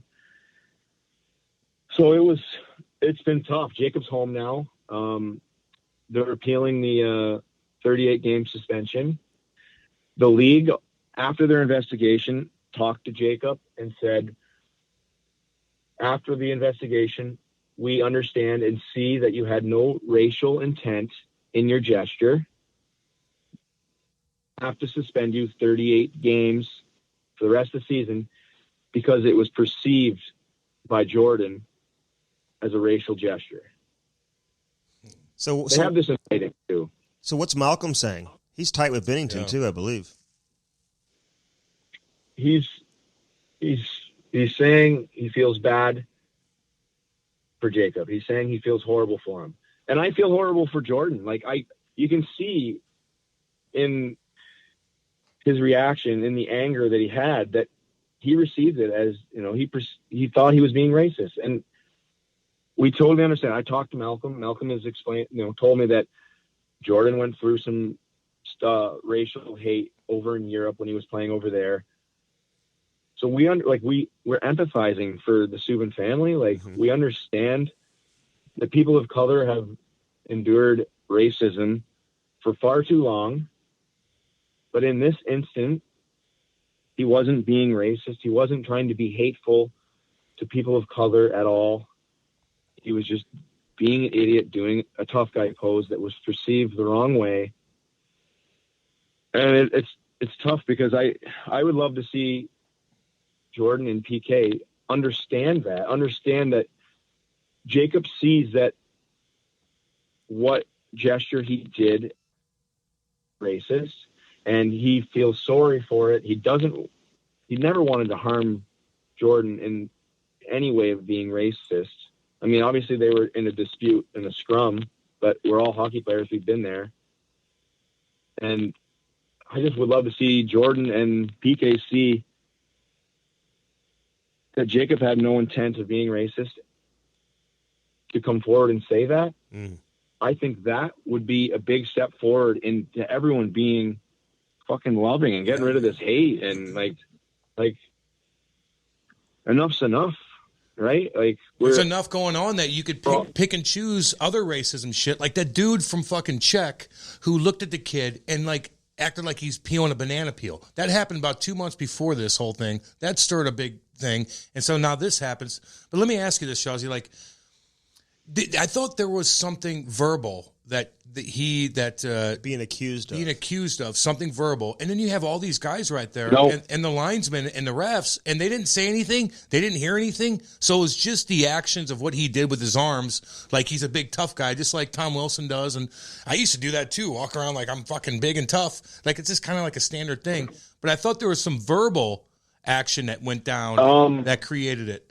I think the verbal stuff, if you watch the video, it's fans in the stands are yelling racial slurs, which is awful.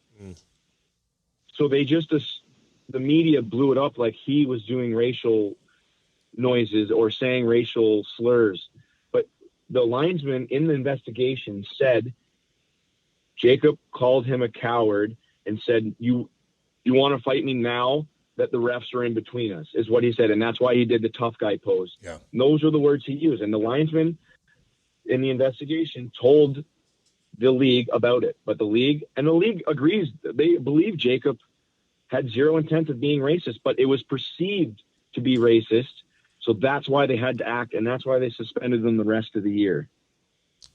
Perceived. I mean, how does that end? Where's the end game with the perceived? Like, anybody could say that then, right? I mean, there has to be something concrete to where you can. I mean, 36 games, and he's tarnished right now. But what's your family going through? Like when you see everyone jump to conclusions, and like the NHL is sending out a press release, and individual teams, not all of them, because I know here in St. Louis they did not send out a press release. Some did, and it's like, and you know how it is, Andrew. Like it's hard to plead your case in today's society. Yeah, gang up on you. Nobody wants to believe you because, you know, I mean, it's such a hot button topic, you know? Well, because if you question it, you're also considered a racist. If you're questioning it, not just that, like in any social incident where you question authority or you question the media, you're perceived the bad guy. It's same thing with this whole convoy thing that's going on up here. Yeah. People are saying, you know, it's all from, you know, it's all false news and it's being ran by white supremacy. And but if you watch the protest, it was peaceful. You know, they were there. They were nothing. Everyone kept saying, oh, it's going to be like January 6th that happened in the States. And the truckers, I think they did a great job. They made their voices heard. And yes, we probably should have done this for the medical, you know, the nurses, the doctors as well. But the media made everyone so scared, and anyone who went against it, they were canceled. And so no one wanted to stand up, and everyone's just sick of it up in Canada. That's why they're fighting against the vaccine mandate. Oh, and you know, and it's so funny. Like the Toronto Sun would be like, or Star, whatever the fuck it is. They'll have a picture of the truckers, and they'll have a fascist sign on the trucks coming from a big market. Toronto Sun calling other, you know, hard workers fascists. Very bizarre. Don't worry, Justin Trudeau's in the United States hiding out, by the way, so he's all good to go. Just so you know, you're okay. And my last thing, your leader's okay. Before we move on, I think. And listen, I'm not like trying to be insensitive to Jordan, the Subban family, whatever, because you know they perceive something. Neither am I. And it's I know you're not. I know you're not. And I just want to make that clear too.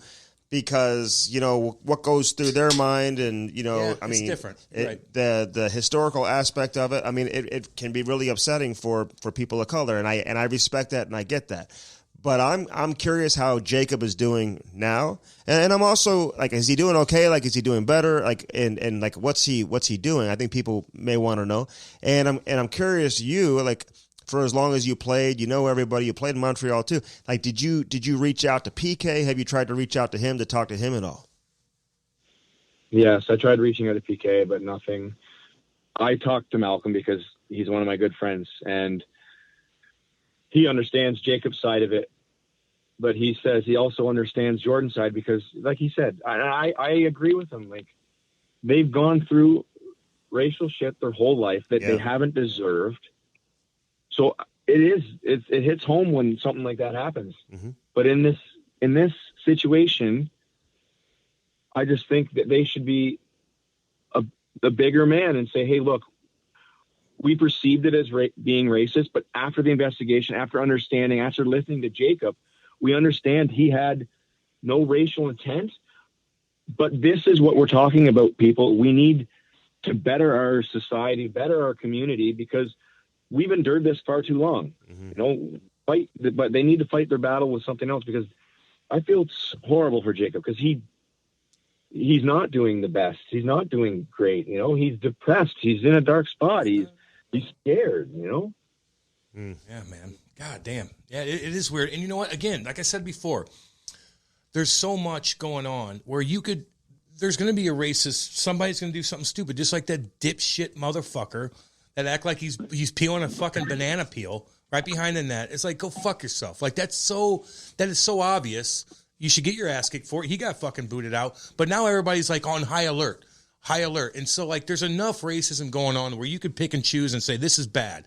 But some of this other stuff, man, this kid's fucking crawled into a hole right now. I do feel bad for him.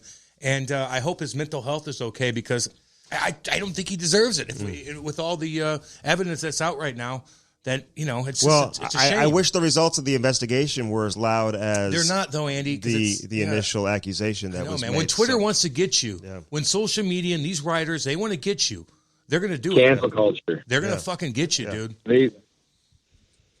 It is. It's not as loud, and that's why because, you know, he's a kid. He's playing the East Coast. He doesn't have a platform to defend himself.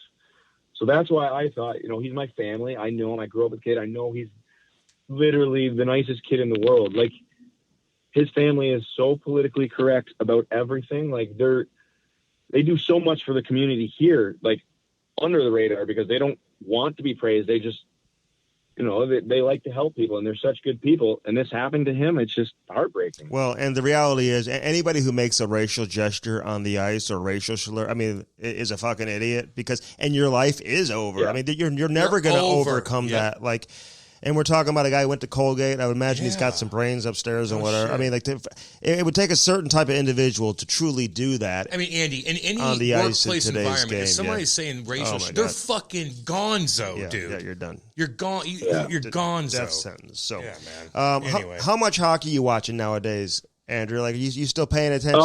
You talk to your boys? Like, I mean, who do you keep in touch with? I talked to a few of the boys in Montreal and Chicago. I talked to Hagel a lot. Taser I try to keep in contact with, but I don't really watch much, you know. Like, I'm in the East Coast time zone, so I got two kids that are up at 7:30, so I go to bed pretty early. I do some TV work with Chicago, so I do watch a lot of their games, but I don't know. I got life in front of me. You know, it's tough to watch a lot of hockey. I hear you're redoing houses too. Well, like, what are you like? Are you like the analyst? Are you doing the games? Are you one of these guys that are filling in, like auditioning? Like, what do you with Jammer? Jammer's not there anymore. Yeah. Are you? Go ahead. I fly down once a month to Chicago, roughly, and I do work with NBC Sports Chicago, some analyst role on TV. We just post game intermissions. You know, pre-games, just stuff like that. And I don't know. I like it because I get to go back to Chicago, see some guys. Yeah, dude. Keeps me in the game a little bit, because I do want to coach in the future.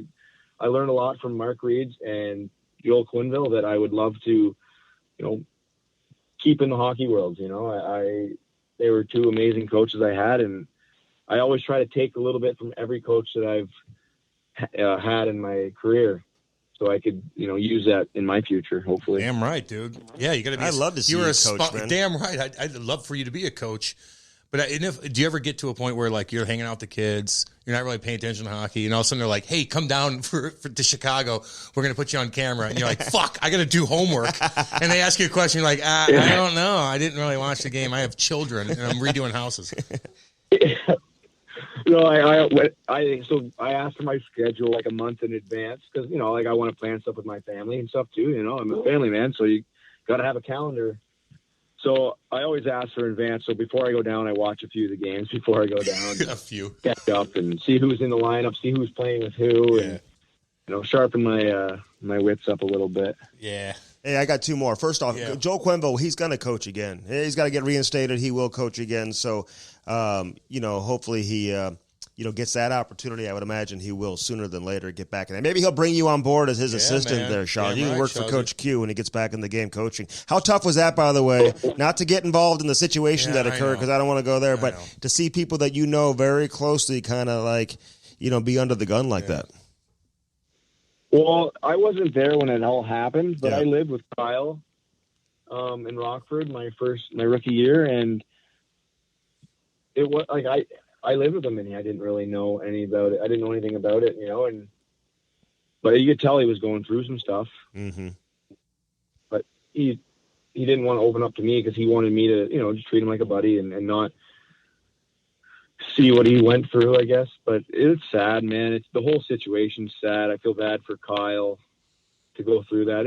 It sucks, you know. You're a kid coming to the league, and, you know, especially a first rounder, he feels pressure that he needs to play in the NHL, and it's every kid's dream, especially in Canada here. Every kid's dream to play in the NHL. So it's just, the whole situation was sad and, you know, mishandled by a few, I think. But to see some people, you know, get fired and lose their job, and you don't agree with that as well, but, you know, they had to do their due diligence, right? Yeah, man. It is scary stuff. Yeah, it is what it is, and it's hard. That particular situation is very tough to dissect anyway, man. And guys kind of screwed up on different things. You know, I know we don't know enough about it. No one knows enough about it. So it's just, let me ask you. No, I know you're right. We don't. To change the subject though, like you do say you're on a lake, and I always ask everybody this. And I know you don't like toys. I know you don't like loud cars. Got his Tahoe. But you're on a fucking lake. Tell me you got a boat, or you're thinking about getting a goddamn boat, or the lake's too small for one. But if you're on a lake, like you're thinking boat, right?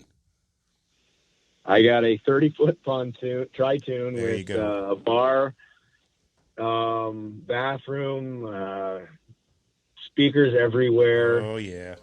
Got a 225 four-stroke Honda on it. Yeah, that'll get you going. I got a T2. Little 225 on that thing. It'll get up and go. That'll get up and go. She does. It's a good time, man. It's a party boat lake. You know, everyone's got a pontoon. Everyone likes to go out and fish and enjoy and have a couple waters. You know. Yeah. Then water, you got to stay hydrated. I drink Peterlight all fucking day because I'm so healthy. But those pontoons, Andy, I'm telling you. Those pontoons, you could fucking barbecue on that bad boy. Listen, I had someone drive us around. You don't know shit about boats, Andy, so shut up. I hired a driver who drove my pontoon around fucking... He was creeping his wife out the whole time. He hires drivers like a nerd. He doesn't know how to drive a fucking boat. Around Tahoe. All right, last thing. Hey, listen, you and Brad Marchand, like, you guys had a little bit of scrap, but, like, is there anybody in the game that, like, kind of, like, plays your style that you really respect? And do you like Marchand? I mean, he scores like at a different level, whatever, in terms of his offense. But like, there's a lot of comparisons between you and him, just in terms of you know how you guys get under the skin of opposing players. Like, is he a guy that you respect, that you don't respect, because you guys have battled a lot? I mean, there's always that mutual respect, man. He's an unbelievable player. Yeah, he plays his role so well. But if he ever licked me, I would cut his tongue out. Thank you. You uppercut him. Right? Callahan, uppercut that motherfucker. Oh, God. Don't get me started. Make him bite his own tongue off. Yeah, dude. Oh, my God. I like watching him. He's good for hockey, man. He's fucking great. Hey, who did you guys? Don't lick me. Who'd you guys hate on the Blues? Because you guys had some playoff series. You guys went at it like after the whistle, end of games. Yeah. Like, who was the guy when you guys are talking inside the room that you just could not stand on the Blues? When I was young, I loved going after Roman Polak and Jackman. I used to love to try to kill those guys. They can't get out of the way, Jacks. And Roman Polak ain't gonna. Like he's strong, but They played together. They were Polak doesn't know how to eat a punch, so you're okay with that one. I fought Jackman when he was in Nashville. I don't know. I just, they were the old guy. I was the young guy. I played physical, so they would abuse me, like cross check me, punch me in the back of the head, slash me. So I would, every chance I got, I tried to take one of them out. I don't know. I think it was a mutual respect. They tried to take me out. I think it was fun. That was hockey. It was fun. Yeah. Roman. Huge penis, by the way. Gigantic, Andy. It's just ridiculous. Hey, you had that little issue in the playoffs. I wasn't even going to bring it up, but I will say this: the way you handled your press conference, you did good, man. Because you did you got very emotional during that press conference, Shawzy. Well, I don't hate anyone for their race, their sexual orientation. Like, I don't hate anyone for that. I hate people for the people that they are. If they're not good people, I don't like them. But in that instant, I used a word that was used in the hockey locker room forever. And I know it's a bad word, and I know it's hurtful, and it's a hate crime to use it. But I didn't mean it in any way against someone of the LGBTQ community, but I understand. I said it. I was guilty of it. I admitted I used it, but I wasn't using it in a word of hate towards anyone of that community. So yes, I felt bad. I was emotional about it because I'm a good guy. Yeah, dude, you're okay. People need to know that. And you're all right. Yeah, it's all good, man. We all fuck up. Trust me. Yeah, exactly. I fucked up is what it was. I fucked up, and I'm sorry for it. And, but you came across like I extremely sincere. He was sincere. Yeah. He didn't mean to do that. Everybody in the right mind would read that and be like, that. No, that's on the ice. They're on the fucking ice. Like, Jesus Christ. We all fuck up, dude. Yeah, I fucked up. That's what it was. I fucked up. That's all it is. Yeah, but then you ate it though, and and you handled it. That's what you fucking do, though. Yeah. Yeah, it is. Listen. You're on the lake. You're chilling on. Don't leave the game show. We need you back in the game. I want him on the podcast. I know. To be honest, we may have to do part 2 instead of breaking down houses and fucking doing grunt work. Why don't you come hang with us and just do a podcast? It's kind of easy. Yeah. Well, if it's only an hour work a day, I think I could do that. It beats that 6-hour heavy workload I've been doing. Yeah, I don't want you working that hard anremore. You need to hang with us. No, not work. Scored some huge goals too. Monster goals, like Andy. Triple overtime. I got to ask you about the headbutt real quick. Oh, okay. Remember he headbutted the puck in. Like, what were you thinking? Like, you celebrated like you had no idea it was going to be disallowed. Like, that should have counted, Shawzy. Fuck yeah. I wish it did. I don't know. It was to be honest, it was just that's just my reaction taking over. Like, I saw the puck. I knew if it landed, there's no way I'm going to get a clean stick on it. And I don't know. I just fucking jumped and hit it with my head, man. That's what Warriors do. Played a lot of soccer during warm-ups. I was ready for it. Damn right. Cam scored 6 goals in his career, and I think maybe one with my stick went off his stick. I'm pathetic though in every way possible. Hey, Shawzy, you're the fucking man, dude. You're cool as shit, man. Just like everybody said that get your ass on because you're cool as hell, dude. I appreciate you coming on, man. We do. Yeah. All the best, dude. You're the best. Sorry it took so long, boys. I was just figuring life out. So I'm glad you had me. I'm glad we got to do this, and I had a blast doing it. Hey, like I told you, there's never a bad time to get you on. Yeah, dude. You're cool as shit, man. Yeah. So enjoy the time with your family. You got a beautiful family too, man. Go on that goddamn boat when it warms up and take some pictures. I want to see it. We're coming to Belleville next. Andy, I ain't going to Canada. All right. No, Charlie. I ain't going to Canada yet. Okay, so you might have to come down here. All right, hey, Sean. Cam, I saw you play in Buffalo when I was in Niagara. You had, I think, 2 fights in one game, and your one fight was longer than the ice time that you had that game, and I fucking respect that. I loved it. I love the style. So Appreciate All that, right, man. thanks, guys. That's so funny. I appreciate that, dude. Seriously. Okay. All right, See, Shazzy. Andy, he didn't say shit about you. I know he did. Come on, Shazzy, you have anything else to say? No. See you, Shazzy. Thanks, buddy. Andy, you're the man. You're the man, Andy. Oh, There fuck you off. go. You know, he doesn't even drive his own fucking boat. Clip All that right. off. We'll see you, buddy. We'll talk to you later, buddy. See you, Shazzy. All right. See you, man. Okay, see you guys. Bye. That was Andrew Shaw. Listen, you win Stanley Cups with that Blackhawks team. That is About the coolest teams that's ever, a cool man. team, dude. Damn right. To win with. A lot of different personalities. Dude, they were gigantic. Everything. Listen, here's how I rate that, by the way. Like, as far as the team popularity and in, like, that city, man, to be able to win in that city is so cool, especially, like, the modern era, you know. You win in Chicago where you're cruising down. The whole city knows. The whole city's wearing your jersey. I don't know. It's a fucking badass town to play. Well, you talked about what they do on Saturday night after the game, dude, too. I know exactly what they're not waiting in line, I'll tell you that. Well, no shit, Andy. Like, you're not waiting in line anywhere. But, like, there's good-looking women everywhere. They got it made There's over good-looking there. women everywhere. Hey, what'd you think of what Rocky Wirtz said? Like, he kind of went That was crazy really on bizarre. that. Good call. I forgot about that. I know. He kind of went crazy on Imagine, that. like, you know, reporter. who said that? Who we know close here was like that in a weird scandal. We'd be like, whoa. Oh, my We'd be God. like, what? Like, what the fuck? Media, Just chill. you don't have to, How about have like- your fucking son answer it? I know. Have Let your son him answer that it. question. Be like, no, Dad, I got this. Step up, little boy. But here's the deal. With everything they've been through and the league has been through because of what the Blackhawks put them through, I know. I would just, like, answer it the best way possible, whether it hurts you to answer it that way or Why not. are you mad? Like, Why are you angry? mad? Like, I mean, Why are you dude, mad?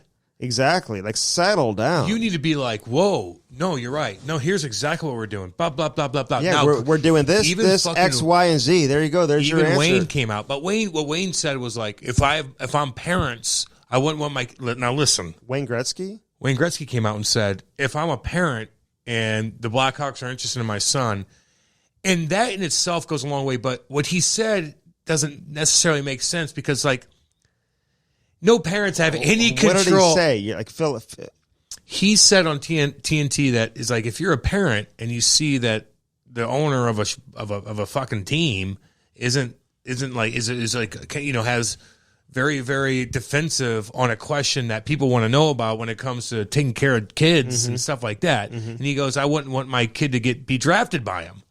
Something to that effect. Wow. Why are you giving me verbatim shit? It's something like that. Well, but you brought it up. I'm just wondering. No like, shit, because you're 99. You're reporting. Well, because 99 chirp like, that Cam, organ. you're live. You have to relay the you information. could play this. Well, you could play this, Andy, because I do a lot of research on shit all over the place because I have a 3-hour show every goddamn morning. Here's the point. When 99 chirps you, but what he said. That'll get your attention. He doesn't do that too often. But on the other hand, he did say, like, parents have no fucking say in anything of where the kid's going to get drafted unless you're Eric Lindros or Wayne Gretzky. Okay? So let me so parents are going to be like, oh, wait a second. Are the Blackhawks drafted my son? I'm putting my foot down. Oh, who and what? Yeah, like, but no. I mean, no, they're not. Everybody they had issues with is no longer there. So I mean, I'm saying, but what Wayne said, and I love Wayne. I just don't think need to that chirp much. You might have to delete it's that. obvious that the owner is frustrated, which is why I don't have a problem with the league not disciplining him with what he did. Like, just control yourself, man. Relax, answer the question, and move on. I mean, these guys are professionals at answering questions they don't want to answer. And this is a situation that created headlines and headaches and serious emotional turmoil for a lot of people. That was really weird, Andy. And he's asked a question, and he can't answer the question? Andy, it's really weird. Like, dude, come on. I know. Yeah, these guys are like, I know. They've been dealing with the media for decades and decades and decades. They know how to answer questions. Just have your son talk about Come things. on, Rocky. You know, you live and learn, man. They got a lot of learning to do, though. They've handled stuff very, very poorly. Yeah. And they continue to do so, which is even more bizarre. Maybe he knew that these other reports were coming out. There's 3 additional reports about this Aldrich guy who's just, I mean, you knew he was like an animal, crazy, no matter psycho. What, no matter what, just more, it doesn't stop. I know. No matter what, when you look, if you have a video coach or a coach or anything that's hanging out with players, no matter what he flag. That's the biggest red automatic flag ever. Get the fuck out of here. Mm-hmm. no one would even have cared if you fired his automatic fucking ass. So this came out the next day. You almost wonder, did Rocky know that this was about to come out, and just the frustration boiled over? Anyway, I don't know nothing. So that obviously happened after we talked to Andrew Shaw. We didn't get his take on Rocky. Yeah, no shit. Yeah, but right. he talked about a number of other things. Have your son talk, for fuck's sakes. Yeah, Andrew Shaw. You ever fight Andrew Shaw? No. Oh, he chirped me one time. We were playing in Chicago. You say that, but he would. I'm not saying like you're in his weight class, but like he was a scrappy dude. I'm pretty honest of where I am with my toughness. I'd have fucked his ass up. No, I know that. I know. And but you like Andrew? Love him. He's awesome. But if he would have fought, he's so good. He's way better than me. Like, he didn't need to. There's one time Bolig was playing with Shawzy, and we're playing them in Chicago, and they were so good. And I was with the Devils, and we weren't that good at the time, and they're just winning by a couple goals. And I remember looking at the bench, and Bolig's telling Shawzy to make fun of me every fucking time I go on the ice. And one time I came, and Ted and B, this little Swedish kid, goes off. We're like a 2-on-1, and he cuts through the middle, and I go offside. I almost pull my groin. Oh my God! I go fuck. Who, your own guy was from Sweden? Yeah, Ted and B, great guy. So he took you offside. Great guy, but Bolig tells Shaw to start chirping me, and I knew it was going to come. And Shaw's chirping me out the wazoo. How you doing? Hey, how about your chirping my cat, chirping everything? And I knew it was coming right from Bolig, and it was the funniest goddamn thing. And I was so pissed to where I get these crazy, and they're laughing so hard to where I kind of laughed anyway. And I'm like, fuck both of you. And I go, let's go, Bolig. I go, come on, both of you, let's go. And he goes, look, he points at Quinville. Quinville's like, yeah, right. Like, we're not doing it. 2-0, this, that, and the other. It was pretty funny. You never fought Bolig? No. Only when we boxed together. So, how'd that go? He's a tough motherfucker. He's tough, dude. Lefty, too. He's one of the handsomest guys. Listen, when I used to take him to Lake of the Ozarks, oh, Lord. I mean, take him somewhere else besides there. That's where you're taking. This is before he made it. Okay, before he was like cocky Bolig, and then he kind of came back down to earth. We love you. But I took him to the lake, and every fucking girl would stare at him. He'd have abs cut like a Michelangelo, cut him in stone in fucking Italy, in one of those goddamn things. Bolig did. Bolig was so, he'd walk through, I had my group of people there. We'd talk to everybody. He'd so nice. Girls would flock to him. He's got a badass bitch up in fucking Chicago. Cool chick. Married. Now, you shouldn't refer to her like that. That's a compliment, okay. Andy. Making sure that was a nice Andy, thing. And your girl look good too. Look, it is what it is. You gotta show that off. Like, goddamn right. I know. Your girl's cool as shit. We did post some pictures on the Instagram. Where do you stand on stories versus Instagram? Well, stories posts? go away, Andy. Yeah. I did one this morning. So what do you think? You think you should put it as a post or an Instagram story? If you have a good picture. You post, you and your girl post that so it stays. But if it's a goofy thing that I did before something, or you do like in a thing. Well, you said you felt like shit this morning in an Instagram story. Why do you feel like shit? Because I drank too much, Andy. Jesus. And ate too much. What were you eating all week? Oh, God. Oh. I'm making salmon tonight and sea bass. Ooh. Oh, yeah. Homie. I know. I can't wait to use my grill. I might do a video when I start cleaning off my grill and do a little nerdy ass fucking video. I'm looking to do some competitions this year too. Taking my Traeger to the next level. We're not that far you're off such of that. Boring fucking We're not eater. far away from that. You're such a boring fucking eater, dude. Like, no one wants to see your boring ass like bullshit. Like, you cook fish and you cook a couple scallops here and there. Like, I ain't barbecuing. Cook a fucking fat ass pork steak and some malls, some North County Budweiser in that mug. Dude, our boys like fucking North County from the style. Normal brand, they reached out. They want us to do like you know how they do the like best sandwich in St. Louis? They go to different places and try sandwiches. Yeah, they want us to join them for a bit. They want me to do it. No, they want me. What are they going to have you do? The steak sandwich? You're going to taste the bread? Get out of here. Maybe we'll go get like a falafel or something like that. You ever had a falafel? Yeah, man. I've eaten. Have you had that? Andy, I eat everything. Honey. Well, you know what a falafel is. Andy, I eat everything. Okay, we may have to go try one of those. Okay? Yeah. And I will. And rank that one. There's some good spots. I will, Andy. I'll eat anything, dude. All right. Tell the listeners about Hair Club that brings us the Cam Strick podcast. If you're going bald, man, this is the way to go. They got all kinds of different things. They do a payment plan, by the way. You walk in there. I tell people that all the time. Listen, the hardest part is walking in. Just walking in, like, hi. Everybody's like, hi, how are you, Mr. Jansen? Come on in. Sit down. Let me take you down it's here not real even quick. hard. Go get, you want a coffee? I'm like, yeah, I'll take coffee. But what's up? What's up? I go down. Yep. They put this little thing on this lady, so sweet. She's like, let me check the back of your head. And I'm like, oh, like falling asleep type thing? Oh, like my so God. Yeah. It feels, and they're like, we could do this. And I'm like, okay, let's do the PRP. Now, that's a little thing where they infuse your blood, but I had things. They mix it. They spin it. They spin that motherfucker. It's like Mick Jagger probably does every fucking weekend. But yeah, they have payment plans. They have all kinds of stuff. Man, when you're losing your hair, it's your confidence plummets. It honestly does. I can tell. I can tell and that. I wear a people. hat all the time because 800-279-7878. Go to our landing page, hairclub.com/Cam and Strick. Hairclub.com/Cam and Strick, 800-279-7878. Sign up for your first consultation from our landing page. Yeah. And you're going to save a bunch of money. So do it from there or call, mention us if you use the phone number, 800-279-7878 for Hair Club. And listen, those people know who they are. I'm helping people every single day, man. Letting them know that there's a better life out there for them. Well, you'll have your confidence back. That's for God dang sure. God dang sure. I'm telling you right now. Yeah. Okay. Well, 100% you'll get your confidence back, which is everything. Isn't confidence everything, pretty much? I'm telling you, when you're a kid, when you're going to walk into a meeting, when you're talking to a girl, anywhere, man. Yeah, I'm telling you. I know. There's no question about that. You know, girls evaluate you. Yes, they do. They do. How come you never just shaved your head? I thought maybe you just shave it.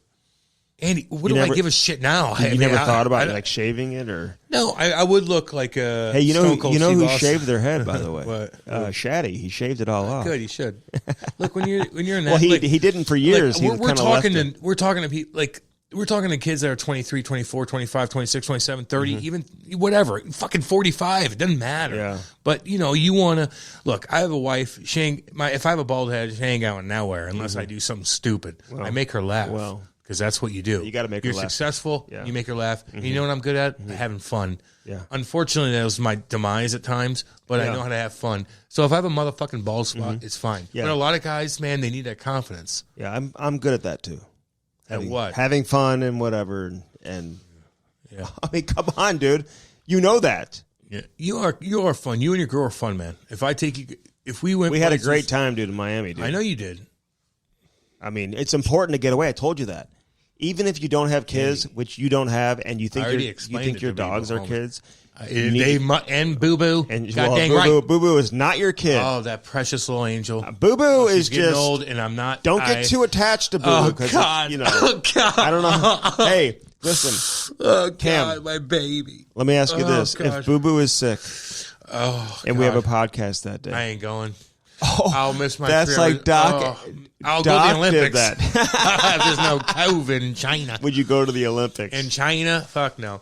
But if it was in like New Zealand, big shout out to Jency Dunn too, who's representing What's up, USA. Girl? Pippin ain't easy, girl. That's my girl. Damn right. Hey, awesome. The coach needs to play her more 5-on-5. I will say that. I didn't watch. I'm sorry. Can you break down the game? I can't, Andy. I'm not gonna lie to you. I don't want to lie to the folk. No, I want you to. No, hey, next week we do this. You're breaking it. You're breaking it down. I know. They better play that girl because we'll start she's a playing, campaign. But she's like more like she's got like 3 points, dude, in the first 3 games. So. She's a sweetheart. Yeah, the whole family is. We love it. We love all the family. We love the Dunns. Yep. Get her done, as they say. Andy, no. Her brother's. Yeah, that's fine. But this Instagram account is like get her done. I think he might have to change that. We love you, Josh. No, not Joshy. The other one. Oh, whatever. Like a younger brother. Good kid. We love everybody. Damn it. The Better Business Bureau. Beep, consumers turn to the BBB every day looking for businesses they can trust. And so far, just in 2021 alone, I'll just use the data that I have. Is it data or data? Andy, whatever. From 2021, over 13 million instances of service for consumers, dude. I mean, 13 million. Get right out of town. I know, man. Did you know that in 2020... the Better Business Bureau received over 215 million consumer inquiries on BBB business profiles. Hey, when a consumer sees the BBB accredited business seal, you know what it tells them, Cam? Look. What does it tell them? I'm going to be like, look, I want to get that hotel room Because we all know when you get your girl in a hotel room. Oh, no. I don't want to have fucking bed bugs, okay? That's where we make sweet love. It tells them that this is a business they can trust. You know that. And consumers value trust, rating the importance of trusting a company when doing business with them at 8.6 out of 10. I'll take that. Oh, man. Absolutely. 314-645-3300 if you're local. 314-645-3300 if you're local. If you're not local, just go to bbb.org, man, and get the trustworthy business review that you deserve. And get God it today. dang right. 314-645-3300. I'm telling you, get that hotel room and just get your wine. I know. What do you do? You get the wine right away? Well, you get the hot tub, too. Oh, my God. Y'all get, in a hotel? Yeah. Would you get in one of those? Fucking A, motherfucking right. Of all the shit I've done, like, Kate, we're getting in that mug and getting weird. You put, like, bubbles and stuff. Yeah, we're getting weird. Yeah, like rose petals and all that. You're getting weird in the hot tub? I'm taking my time in the hot tub. No, seriously. When's the last time you took a bath? You take a bath? We have a huge bath at our house. Do you take baths at home? Kate, you do? Listen, we don't do our thing every night. Like, I'm not like, hey, I'm a sexual tyrannosaurus. No. But when we get freaky, we'll take our time. I got to be cleaned up. What? I got to be cleaned up. When you get what? Freaky. Oh.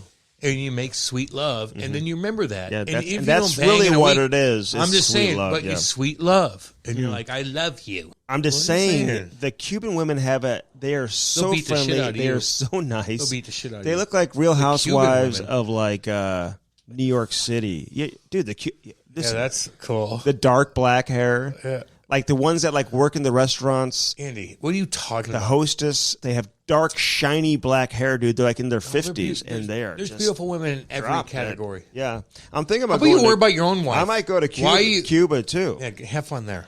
It's not going on there. They love it here. All the Cubans. I talked to a number of Cubans down there. No shit. They love it here. Yeah. They love it here. You know who you are, Javier. I talked to Javier. I think they all know. And just a wonderful Cuban people. Incredible people from Cuba. I had so much time. You like the women, you weirdo. Spending my time with the Cuban people. All right. Happy birthday to Danny Bellman, man. Happy 60th birthday. He's chilling out and down there in Florida. Florida. Hey, the best thing you can do, the best gift for Danny Bellman is to head to Troy. Head there today. I want that 2500 Buick GMC. Well, they have one over there. They got a couple 1500. of them. It's a pussy. Other side of the street, they've got the Chrysler Dodge Jeep Ram. I'm looking at a Wrangler too for the springtime. Oh, well, you a Army green. You a fucking 19-year-old girl. Army green with like orange lettering, kind of. That's like Army. You a high school girl. Dude, you don't have to be that, dude. They got everything for everybody, including just in the Jeep family alone. Yeah. But the Buick, the GMC, the Chrysler Dodge Jeep Ram. Buicks are nice. Those Buicks. They've got everything. I met so many Cubans, though, Cam. Remind me to tell you about that in the next episode. It's very bizarre. What do you mean, the Cubans? I had a lot of Cuban cigars, too, man. Authentic Cuban food, which we went and had. Good. Oh, my God. I like every kind of food. Was there meat in that mug, or did you just eat salad part? I had the seafood stew. Of course you did. In Cuban spices. You're so boring. No, it's delicious, dude. Although I will take that seafood stew, baby. I like octopus. I like fucking scallops. With white rice? Give me that shrimp. Give me all that. I'll eat all that mug. With white rice. We went to the Versace mansion. You know how Versace died? Really nice. You know how he died? He got murdered. So I was standing right where he got shot and killed. Oh, my God. Oh, my God. Right where he got shot. Oh, my fucking God. So right on the sidewalk. He lived there. It was at his house. And it's like there's a lot of murder mysteries. Very original. Listen, there's a lot of murder mysteries, okay? Like, that's the one I saw that shit. It's all good. I think he was married with kids, too. I could be wrong. I don't know anything about Versace, dude. Nothing. No. So, anyway. Good thing your wife doesn't either. All right. So this has been Andrew Shaw on this edition of the... If we could get some Cuban music to take us out, that would be let's phenomenal. go. I'm starving. Get some Cuban music to take us out of this close here on this edition. Episode 172 in Cuban style. This has been Andrew Shaw, baby. Let that music play.